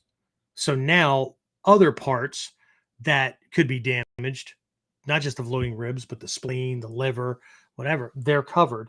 And then the crossing of the arms happens right in front of the heart, the solar plexus, life-sustaining things, right? It's not in front of the eyes. But the trick with Jumonji is to get 4 equilateral triangles, top, bottom, left, and right. Because physically, now you're positioned to be able to handle anything that comes in because you can equally block or punch from any of those directions. But if I get lazy with my arms and I let them sag, then I've got 2 narrow triangles on the sides and big wide open things at the gut and the head. Now, later on, advanced people, we use those mistakes to open a window, to control. They think they have control, but it lets them in. Right? Here's an opening. Take it. Anyway, I'm not going to go through a bunch of these other things, but if we understand the strategy, if we understand what we're doing, then we should be able to do it in a verbal argument, in a battle of the wills, whatever. Right? If somebody's yelling and screaming at me, whether I'm standing here in Shizen or I'm in what Kukishinden would call Seigan, It's not about the body. The body is neutral. The body is sending no signals. In Shinden Furoryu, right? Shizentai, natural body. But that's combined with Munen Muso, this concept of Munen Muso. Munen, no thought. Muso, no action. What that means is no thought. It's not like I'm not thinking, right? I'm not guessing. I'm not watching for anything in particular. I'm open to whatever, right? In the Gyokoryu, there's a variation where what we call Shizen, what most people call Shizen, is actually called Hyodo no Kamae. Flat, open, receiving posture, because you're just square forward, right? You're open. There's no guard. There's nothing happening. Okay. So, but it's in the eyes. They're yelling and screaming, motionless. So I'm not giving them anything to feed off of. What they might feed off of is the fact that I'm not giving them anything to feed off of. Some people get pissed off because you're not pissed off. Some people get pissed off and want to fight harder because you're not fighting at all. Fight me, damn it. And you're doing enough damage all by yourself. So just look at them. Okay? Because I'm watching. I see what you're doing. You're trying to trigger things. Okay? Okay? And then if I am going to do that wall, you can't get in on me, I can convey that verbally. When they take a breath or they pause to think about something else, I can simply say, are you finished? Be finished. Because that reinforces what the body's doing. But either way, you can't be like, oh yeah, well, you know what? You don't bother me. Doing a whole lot of freaking movement for not being bothered. All right? So again, there's that authenticity. Okay? And this being authentic, right? In Nijutsu, right? In these lineages, we call this returning to Shizen Tai. We start with Shizen. We go through all of these Kamae. And we learn all of these things. But the Kamae are teaching us the principles of distancing and what makes us safe and integrating the heart and the head and all those kind of things. And then you get to a point where, like with Hatsumi Sensei and the master teachers, that they always look like they moved around in Shizen. They didn't do these Kamae, or that when they did them, they look kind of sloppy, which I know that they didn't care, because it's our job to translate the lessons to understand them correctly. But a lot of people, see, you're doing that form. So guess what? That thing that you're doing, that's just kind of, you're there to convey an idea, but it's not about the form. It's about the distance and positioning and whatnot. They don't see that. So sloppy no Kamae it is. Awesome. Right? So we go through all of these things to not need them, to end up with Shizen Tai, which means that my body will adapt to the situation based on the situation. I adapt to it. We're in a constant state of change, right? Hopefully, right? Hopefully we're not still pissed off at it's 9:44 p.m. Eastern Standard Time as I'm saying this, and we're not still pissed off at something that happened at 10 a.m. a month and a half ago. But some people need to drag it up, rub salt in the wound, just to remind themselves that they're still pissed off. Fantastic. But we have these things, right? If we project it over to the kata example, right? So we have this ichimonji no kata. And I don't care if you're doing the seigan like ichimonji, or you're doing the gyoko ichimonji kind of thing, right? What are we doing? Right? What's being conveyed? This is an example of these principles and concepts in action. Ichimonji no kata means an example for using ichimonji no kamae. Ichimonji no kata, hito no kata. By extension, even in the lineages that didn't have that approach to conveying it, Kosa no kata, hoko no kata, whatever. Right? What's it doing? Don't tell me what the body's doing. We can all see that. What's the mental strategy? What's the intent? Well, the intent of Ichimonji no Kamae is if you come at me, I will kill you. Okay? If I were using Ichimonji or Seigan, then I let you in because I'm controlling you, right? So if I'm bladed on and it's really difficult for you to get in here, but I'm either move this, look like I'm tired and I'm repositioning, or I over or understep so it opens a window for just long enough for him to realize he can go. Okay? That's an open bear trap. If you can get into my head and heart, it's because I let you in. We need to remember that both when we're being manipulative and tactical, right, to control that person, and also when we're pissed off because somebody did us wrong. We'd be pissed off if we didn't let him in, or if we didn't drop our guard when we shouldn't have. Right? So, Ichimonji no kata, what are we doing?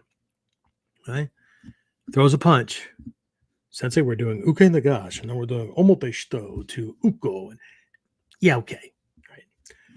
Let's move to a description that will allow us to use this in more than just a fight. Because in all honesty, in all reality, most of us aren't being attacked every day. Physically.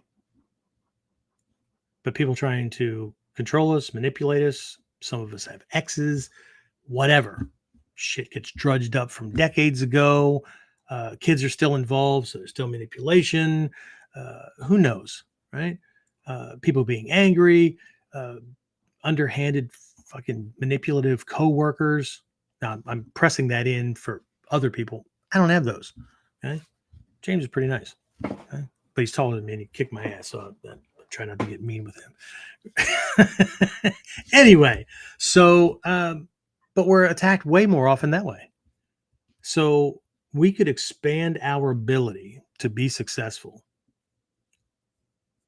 to accomplish things way more if we didn't leave this shit on the dojo floor or in our training bag with our uniform or whatever. Okay. So what are we doing? Ichimonji no kata. We are taking up a protected defensive position physically, mentally, emotionally, right? To neutralize the effect of the incoming attack or attacks. We're observing where their power is, where their openings are, and then when we have an opening, we put everything we have on that one weak point, and we deliver it in a way that shuts things down permanently.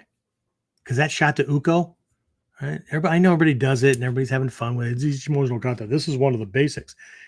That's a freaking fundamental because it has so much in it. It's not a fundamental because, well, that's for the white belts. Okay? There is so much in that. And that shot to that Uko, that's a kill shot. Right? So, okay, remember the word martial, right? Warfare. Okay? So this is not about slinging shit back and forth. They're yelling at me. I'm yelling at them. They're yelling at me. I'm yelling at them. Right? No. They're yelling. I'm not disconnected. Remember? I'm observing. So just because I'm in this Ichimonji here doesn't mean I'm not observing. My eyes are on you. I have to watch for that attack. I have to watch for how it comes in so that when you take it, you get that one. And that's it. Okay? I'm doing the general Ichimonji, right? Seigan. Okay? I let you in.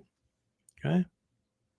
What I'm letting in, what I'm observing, what I'm controlling you with,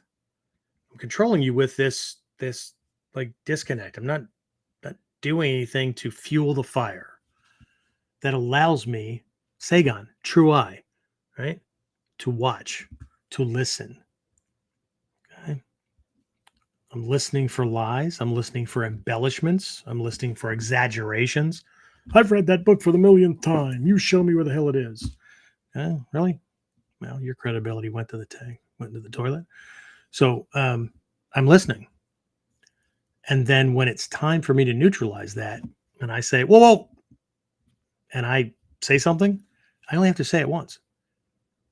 Right? Because they will either walk away or they will try to defend that weaker position, because I'm only going to address their lies, embellishments, exaggerations, things that they can't defend without digging the hole deeper. The parts of the story that made no sense because they can't see big enough. They don't have a vision big enough. Right. So I'm only going to say that one thing. Usually what happens is they either shut down or they storm off angry or whatever. But if they continue to, fire, well, what if the stuff that they were throwing at me was true? That gets set to the side because I'll deal with that later. Because if it's true, then that's on me. I'll fix that later. What most people do is deflect. They said something true. Yeah, or you do it too, or doesn't matter. My attack goes to weak points, not their freaking stronghold. Not going to argue against truths. I have the weak position. I'm watching and listening. Right?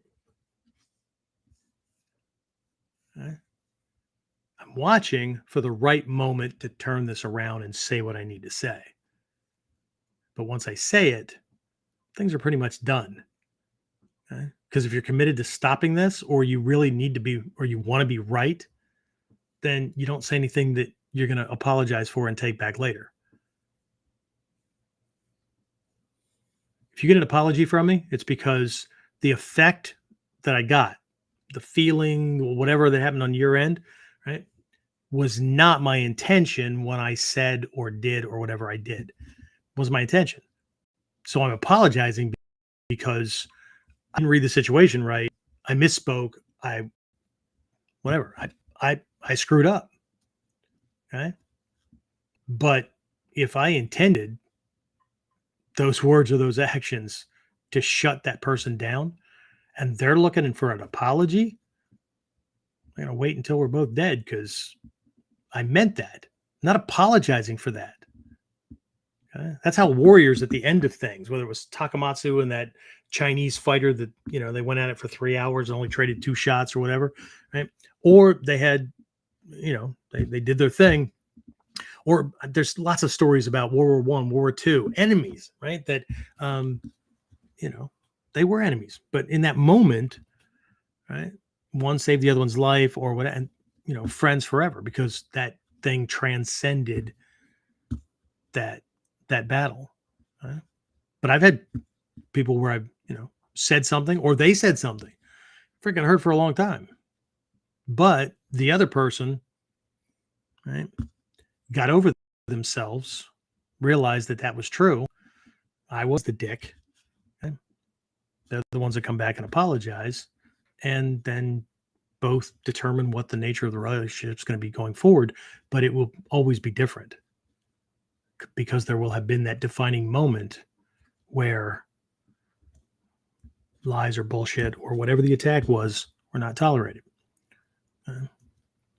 This is the warrior's realm.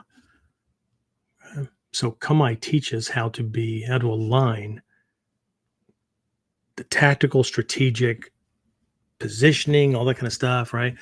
Putting the body where tactics say it should be, right? Carrying out on intent.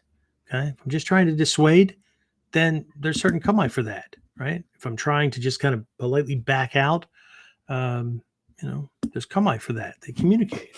Oh, hey, we can use Hira for I don't want any trouble. But we can also use Hira to convey what it's supposed to convey on one level, which is it's a bodyguard position, right? Protecting anything and everything behind the line of my arms, which is also me because my arms aren't exactly flat, right? But in most cases, it's not. Okay? But Hira is also a double-bladed Seigan. Okay? It's for multiple attackers. I can't do this because it'll let them in, right? So for multiple attackers, this line that the arms make, right? It's like the foul lines on a baseball field. You can go this far and no farther because I'm preventing them from getting behind me. Now, it requires a whole lot more movement and navigating the space to understand.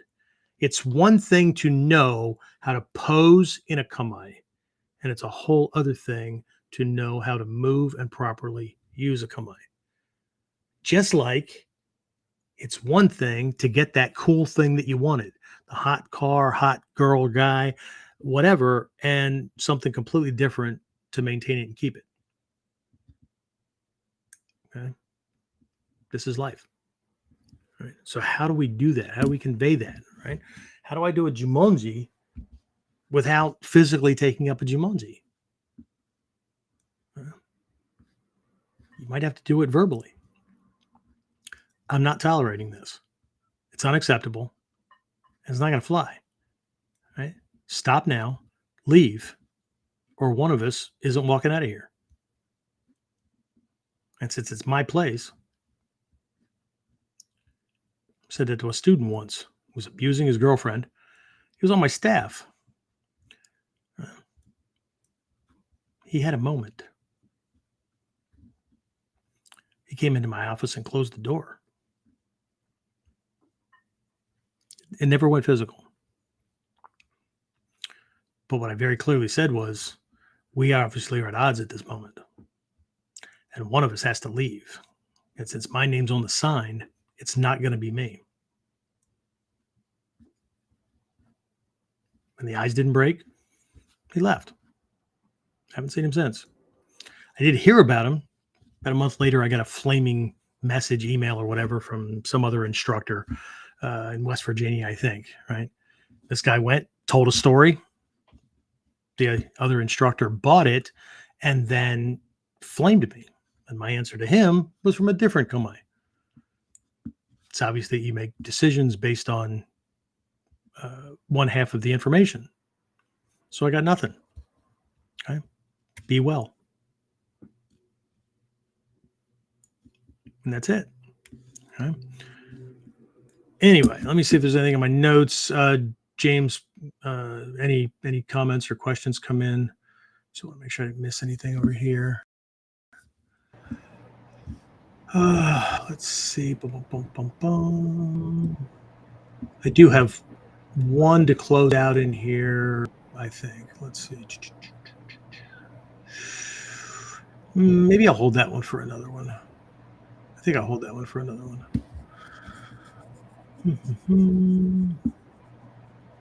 Yeah, Shrey Sensei one time described this this idea of kamae, right? Because remember, kamae are teaching you proper positioning of things for protection, but also being able to deliver, right? Even in jumonji, right? Your arms are crossed. We're not in certain positions where you have to go around or drop something to throw something else. It's a huge tell. So in jumonji, I'm able to block or punch, right, with either arm without creating a tell and staying guarded the entire time. So kamae teaches scientifically, strategically, tactically how to simultaneously be able to move, stay guarded, and be able to attack at the same time, right? Most people get introduced at the lower levels to something coming in and we move back and do this. Okay, gosh, we're always dealing with this lead arm that's coming in, right? My question is why? Well, we're blocking. Well, that's bullshit. Blocking is preventing the strike from landing. Didn't my naname, didn't my taisabaki, my evasion prevent landing? That was the block. So what the hell? No, the uke and the gash is an attack, not just to their arm, but to their balance, their spinal column, their feet, their structure, that kind of stuff, right? So it's not the same, right? We should be able to, if we understand naname and we understand the proper angle and the alignment to their core, He throws a punch, we should be able to shift back into Ichimonji, Seigan, whatever, and punch him square in the face, which is really confusing to most people because we're backing up. Okay? Their brain sees our head and targets moving away, but we punched forward because they forgot they were moving forward too. So, but our Kamae teaches these things. So, from a life perspective, how are we positioning ourselves relative to the thing that's creating the stress, or has a potential the stress, right? The people in our world that create negativity, create confusion, our energy vampires. How are we positioning ourselves? Okay? Are we positioning ourselves so that we hold the dominant position, are not affected by what they're doing, and if we give to them, however we treat them or whatever, is choice, right? We're not forced into a bad position. Okay? Or are we complicit in our own ass kicking? Are we an accomplice to our own ass kicking? Okay?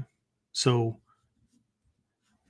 whatever situation is happening in front of us, we mentally and emotionally position ourselves because that's where the damage is coming. It's not coming to the physical body.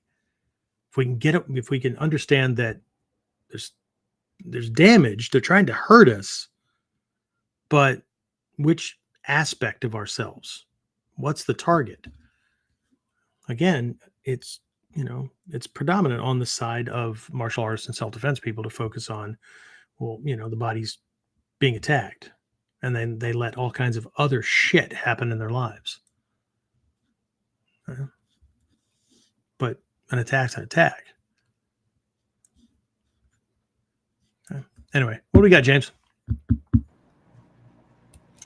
The only thing is from Dave. He said, I always felt like Jumonji was like a gathering of force before the explosion, like when a nuke goes off. That's the way it was conveyed way early on, and that's certainly one aspect of it, right? He had a Jumonji is like that as well, but there's more of a timing aspect to it. So yeah, it's the same. Just some of the Kamae are like open bear traps, and other ones are like a shotgun pointing right at the person, like move and you die. The other ones are in a position, or you're positioned where you're letting them know that either I don't want to fight or I'm prepared to if I have to, but you're still open, right? So it's kind of giving them choice. Right? There's a principle in the Kukishinden school, and the reason that they do this receiving first and then they go in, and you can interchange these across all the schools, but the idea is you take one step back and then you kill them because you can see it from two different directions. I'm giving him an opportunity. So in a kind of a passive controlling situation, right? So Dragon Realm, right? I'm going to take a step back. He misses, creates more danger, creates more distance, that kind of thing, right? I give him an opportunity to make a different life choice. But if he keeps coming or he comes again, I'm not counting to 3-5 times. Okay? So, or the other one is it's more proactive. I'm stepping back, not just to evade, but to find the opening. So that's where I get him, right? I step back. So it's a maintaining thing, right? We're vying for position, right? Let's just say we're in a battlefield, Kamae to Kamae kind of thing. We're vying for position, right? But I just covered this with students the other night. Based on the way the human body is built, and you remember you can flip this for yourself too, which is a cautionary tale. He cannot attack me with any part of his body without simultaneously opening other things up, because your limbs are both weapons and shields. So we tend to posture to take things away, But if you can read their fight style or know what they're doing, then when you avoid the incoming strike, grab, kick, whatever it is, you simply move so that you're in alignment. That's proper Tai Sabaki. Most people, I did a whole whiteboard Wednesday on this, but most people translate Tai Sabaki as just evasive footwork, or it's just footwork, right? Tai Sabaki means body management. Okay. And correct Tai Sabaki is the ability to avoid and neutralize the incoming attack while simultaneously lining yourself up with his openings, right? While simultaneously closing off all of yours. Okay. So it's not as easy as step to 45 degrees. Okay. So in this case, I'm stepping back and I'm identifying the opening. So that's all. But again, where's your head? This is what these are the things I'm going to be going into in November. So those of you that are listening to this will have a huge heads up on it. But where's your head? Right? Where's your heart? Okay. Am I doing what I'm doing to control him? Am I doing what I'm doing to finish him? No wishy-washy. Okay? It's in the Lotus Sutra. When you walk, walk. When you sit, sit. When you stand, stand. But either way, don't wobble. Okay? Do the thing that you're doing full on. Okay? We start in Shizen no Kamae, natural, understanding that it's neutral, and we can go to anything from there in one move. We go through all of these variants, right? Bladed. So they're either Shizen centered, where they're square forward, or almost, right? That includes Hira Jimono. Anything where I'm square forward, I call that a Shizen base, right? Or we're in a Seigan base, right? Where we're profiled to them. I don't care if it's Bobi, Seigan, even Kosei, any of those, right? So we go through all these variants. We understand and get really, really good at moving to them, through them, from one to another. We get a sense of Ihan no Kamae, which is a formlessly adaptive, which is pretty much anytime you're between two official Kamae, you're an Ihan, right? I've had students try to cheat that, right? What is that? It's Ihan. No. There's a difference between Ihan and shit. Okay, so no.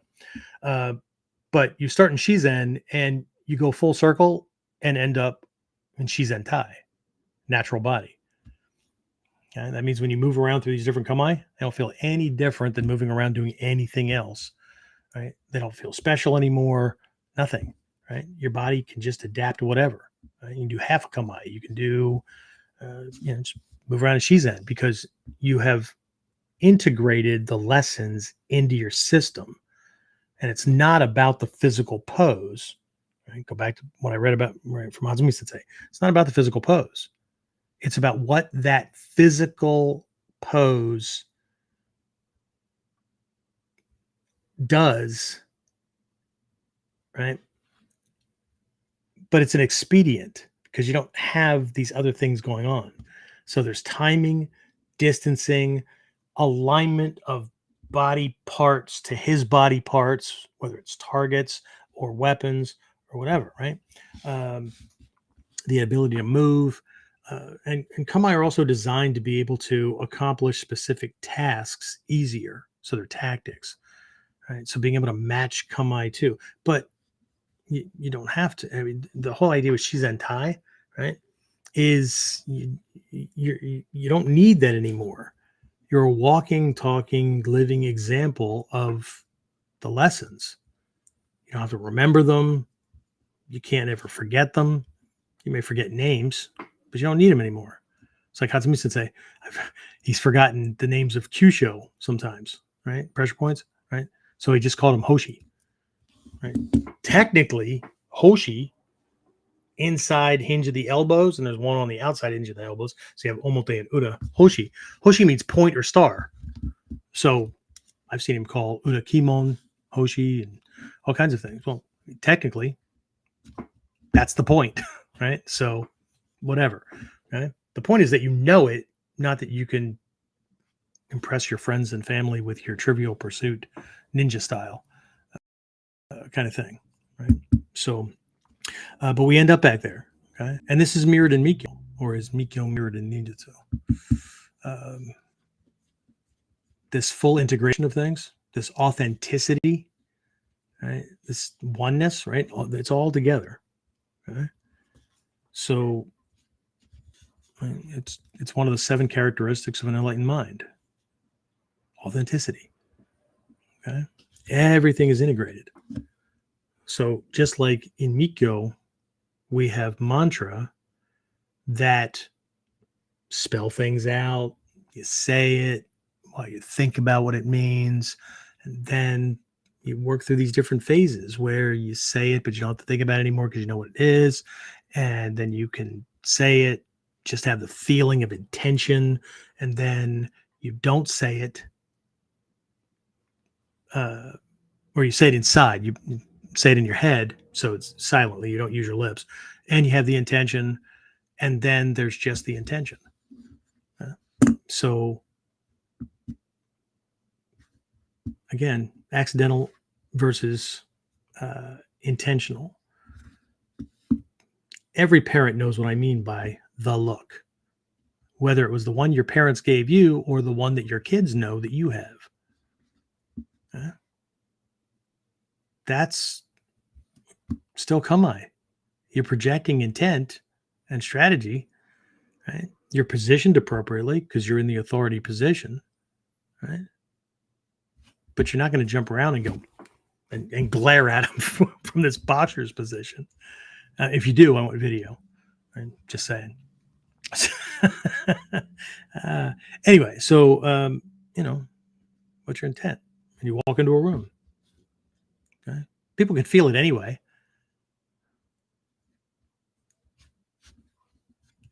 So,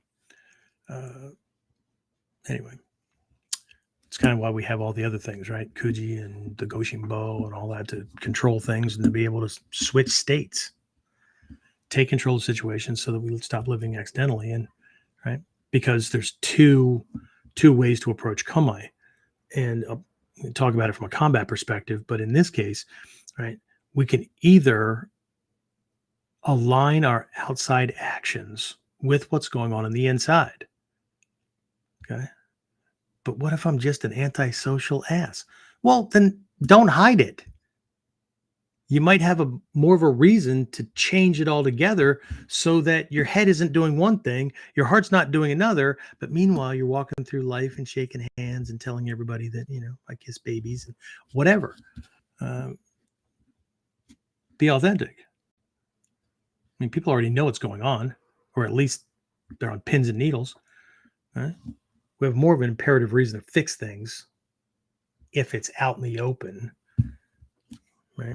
So, but be authentic. It's kind of like doing Kamae, right? You pick your Kamae and you pick your strategy based on the feeling. So if the feeling is, I need to stop this before my body's already leaning in and I've got that impulse, I got to shut this down, right?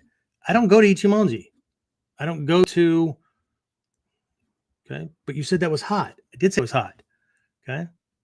And I might need to shut this down, but see, there's something else going on.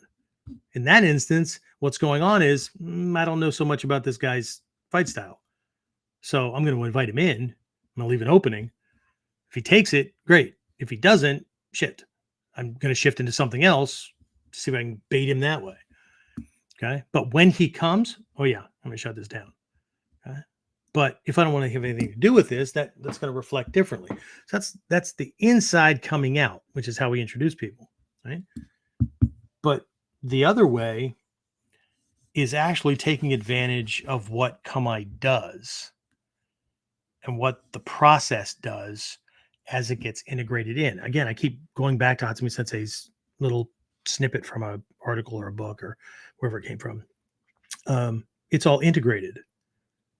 So for situations where we don't know what to do, I tell my students all the time, you get stuck in a technique or we're doing randori and you don't know what to do, immediately go to Kamae. Which one? Doesn't matter. Go to one that's out of range, but go to a Kamae. Okay, then what? You'll know what to do. Not for beginners who are still learning it. But if you've been doing this stuff for a long time, Okay. And the more you integrate the strategy and the intent, it'll change. But even for those who just have done the physical stuff, you have been in that posture how many times since you began training? As soon as you put your body parts in that position, you will trigger muscle memory and you will have options again. Okay. So you can do it from the outside in. In neurolinguistic programming, we call that an anchor. Okay. Where you do the same thing. Like when students come into the dojo, right? Teach all my guys this, right? When they're at the door and we use formality at my academy. Nobody gets to be doing like I'm your best friend kind of thing, right? Because the professionalism falls apart, and then they start taking liberties, like they don't have to follow all the standards to learn something to a certain degree or whatever. Because friends be like, oh, come on, man, how about nope? Okay, so especially with the kids, right? When I'm teaching them in the dojo, we answer yes or no questions with yes sir, no sir, yes ma'am, or no ma'am. Okay. Can you do that? Right. Now they think I'm pointing at my ear because I want to hear them say it. And it's not that I'm not. But I could just go, okay, can you do that? Okay. But by pointing to my ear every time I'm listening or I want a yes sir or a no sir, yeah, it's a Pavlovian response. It's the faster way to get them to change a habit that they probably didn't have, because in 21st century America, everybody talks like cave people, right? They think they're the smartest thing in the world, and yet they, yeah, no,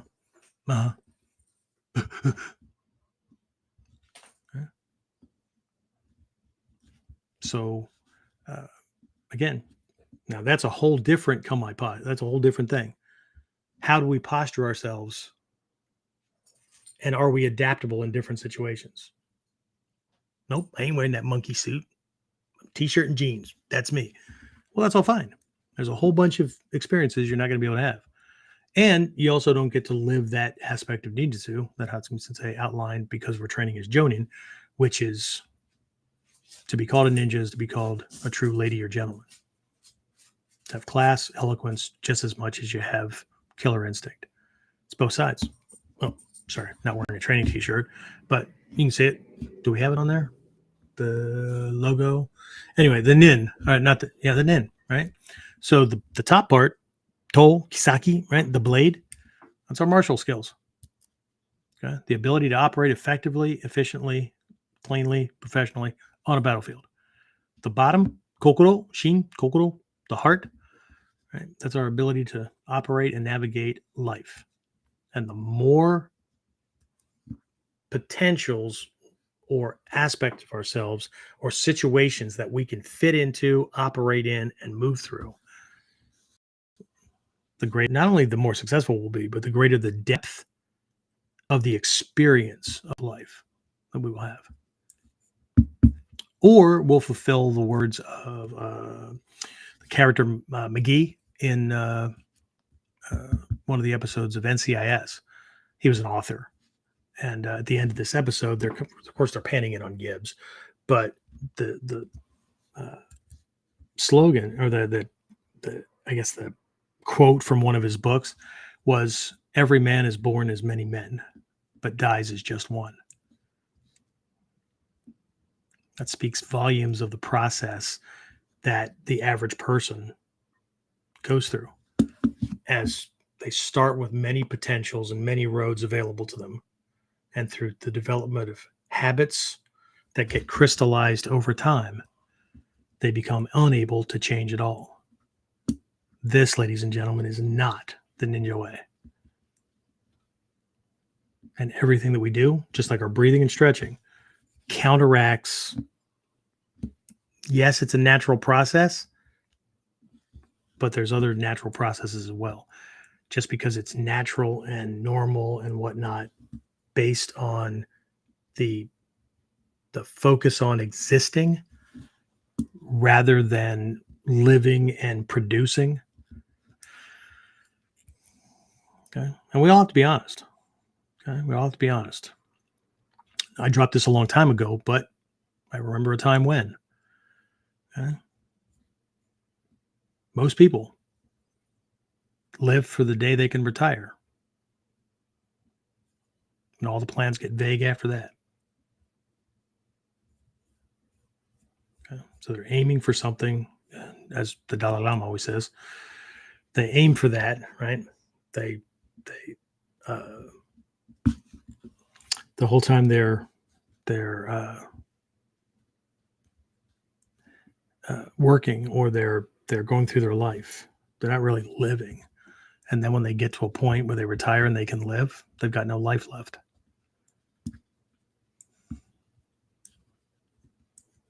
Kamae, be aware of your condition.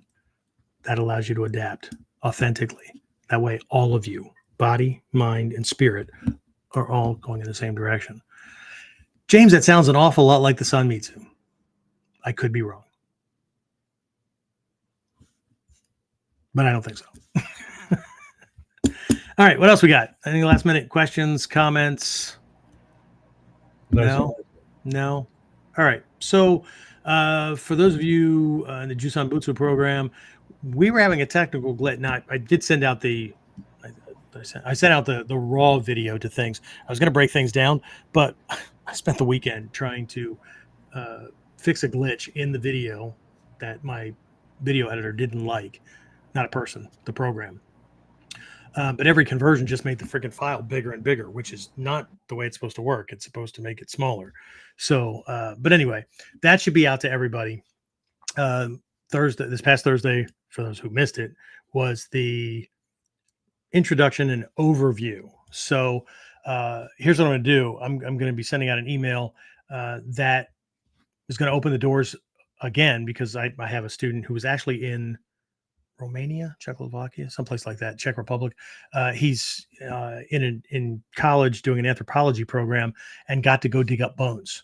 So he was out of pocket, whatever. But he really wanted to do this, but he wasn't getting back until like today. So he was worried about missing last class. And I said, actually, last class, it's an overview of these 13 characters. Actually, when I was listening to the recording, so for those of you who catch it, I said 9, and I don't know what the hell I was thinking then, but there's 13 characters on this mandala. Because that's easily caught up on with the recording, anybody still wants to jump on, I'll hold things until Wednesday night, Thursday, midday, or whatever. After that, I've got to close the door, because as we go through these different characters and whatnot, I mean, this is a Mikyo thing. So there will be, here, I'm risking scaring people off. There will be mantra, there will be visualizations, there will be mudra, all that kind of stuff that by its very nature, it has to be closed door. So anybody that's not in by then can't get in. So that's it. But I'm going to open the doors on that again. I gave you a heads up on kind of the perspective for the physical training, weapons, unarmed or whatever, in November for our fall camp. And just keep moving forward. Is there anything else I forgot? If you're local, this Saturday coming up is our dojo family picnic. So there's details at the school, and I'll have an email going out tomorrow with final details for everybody.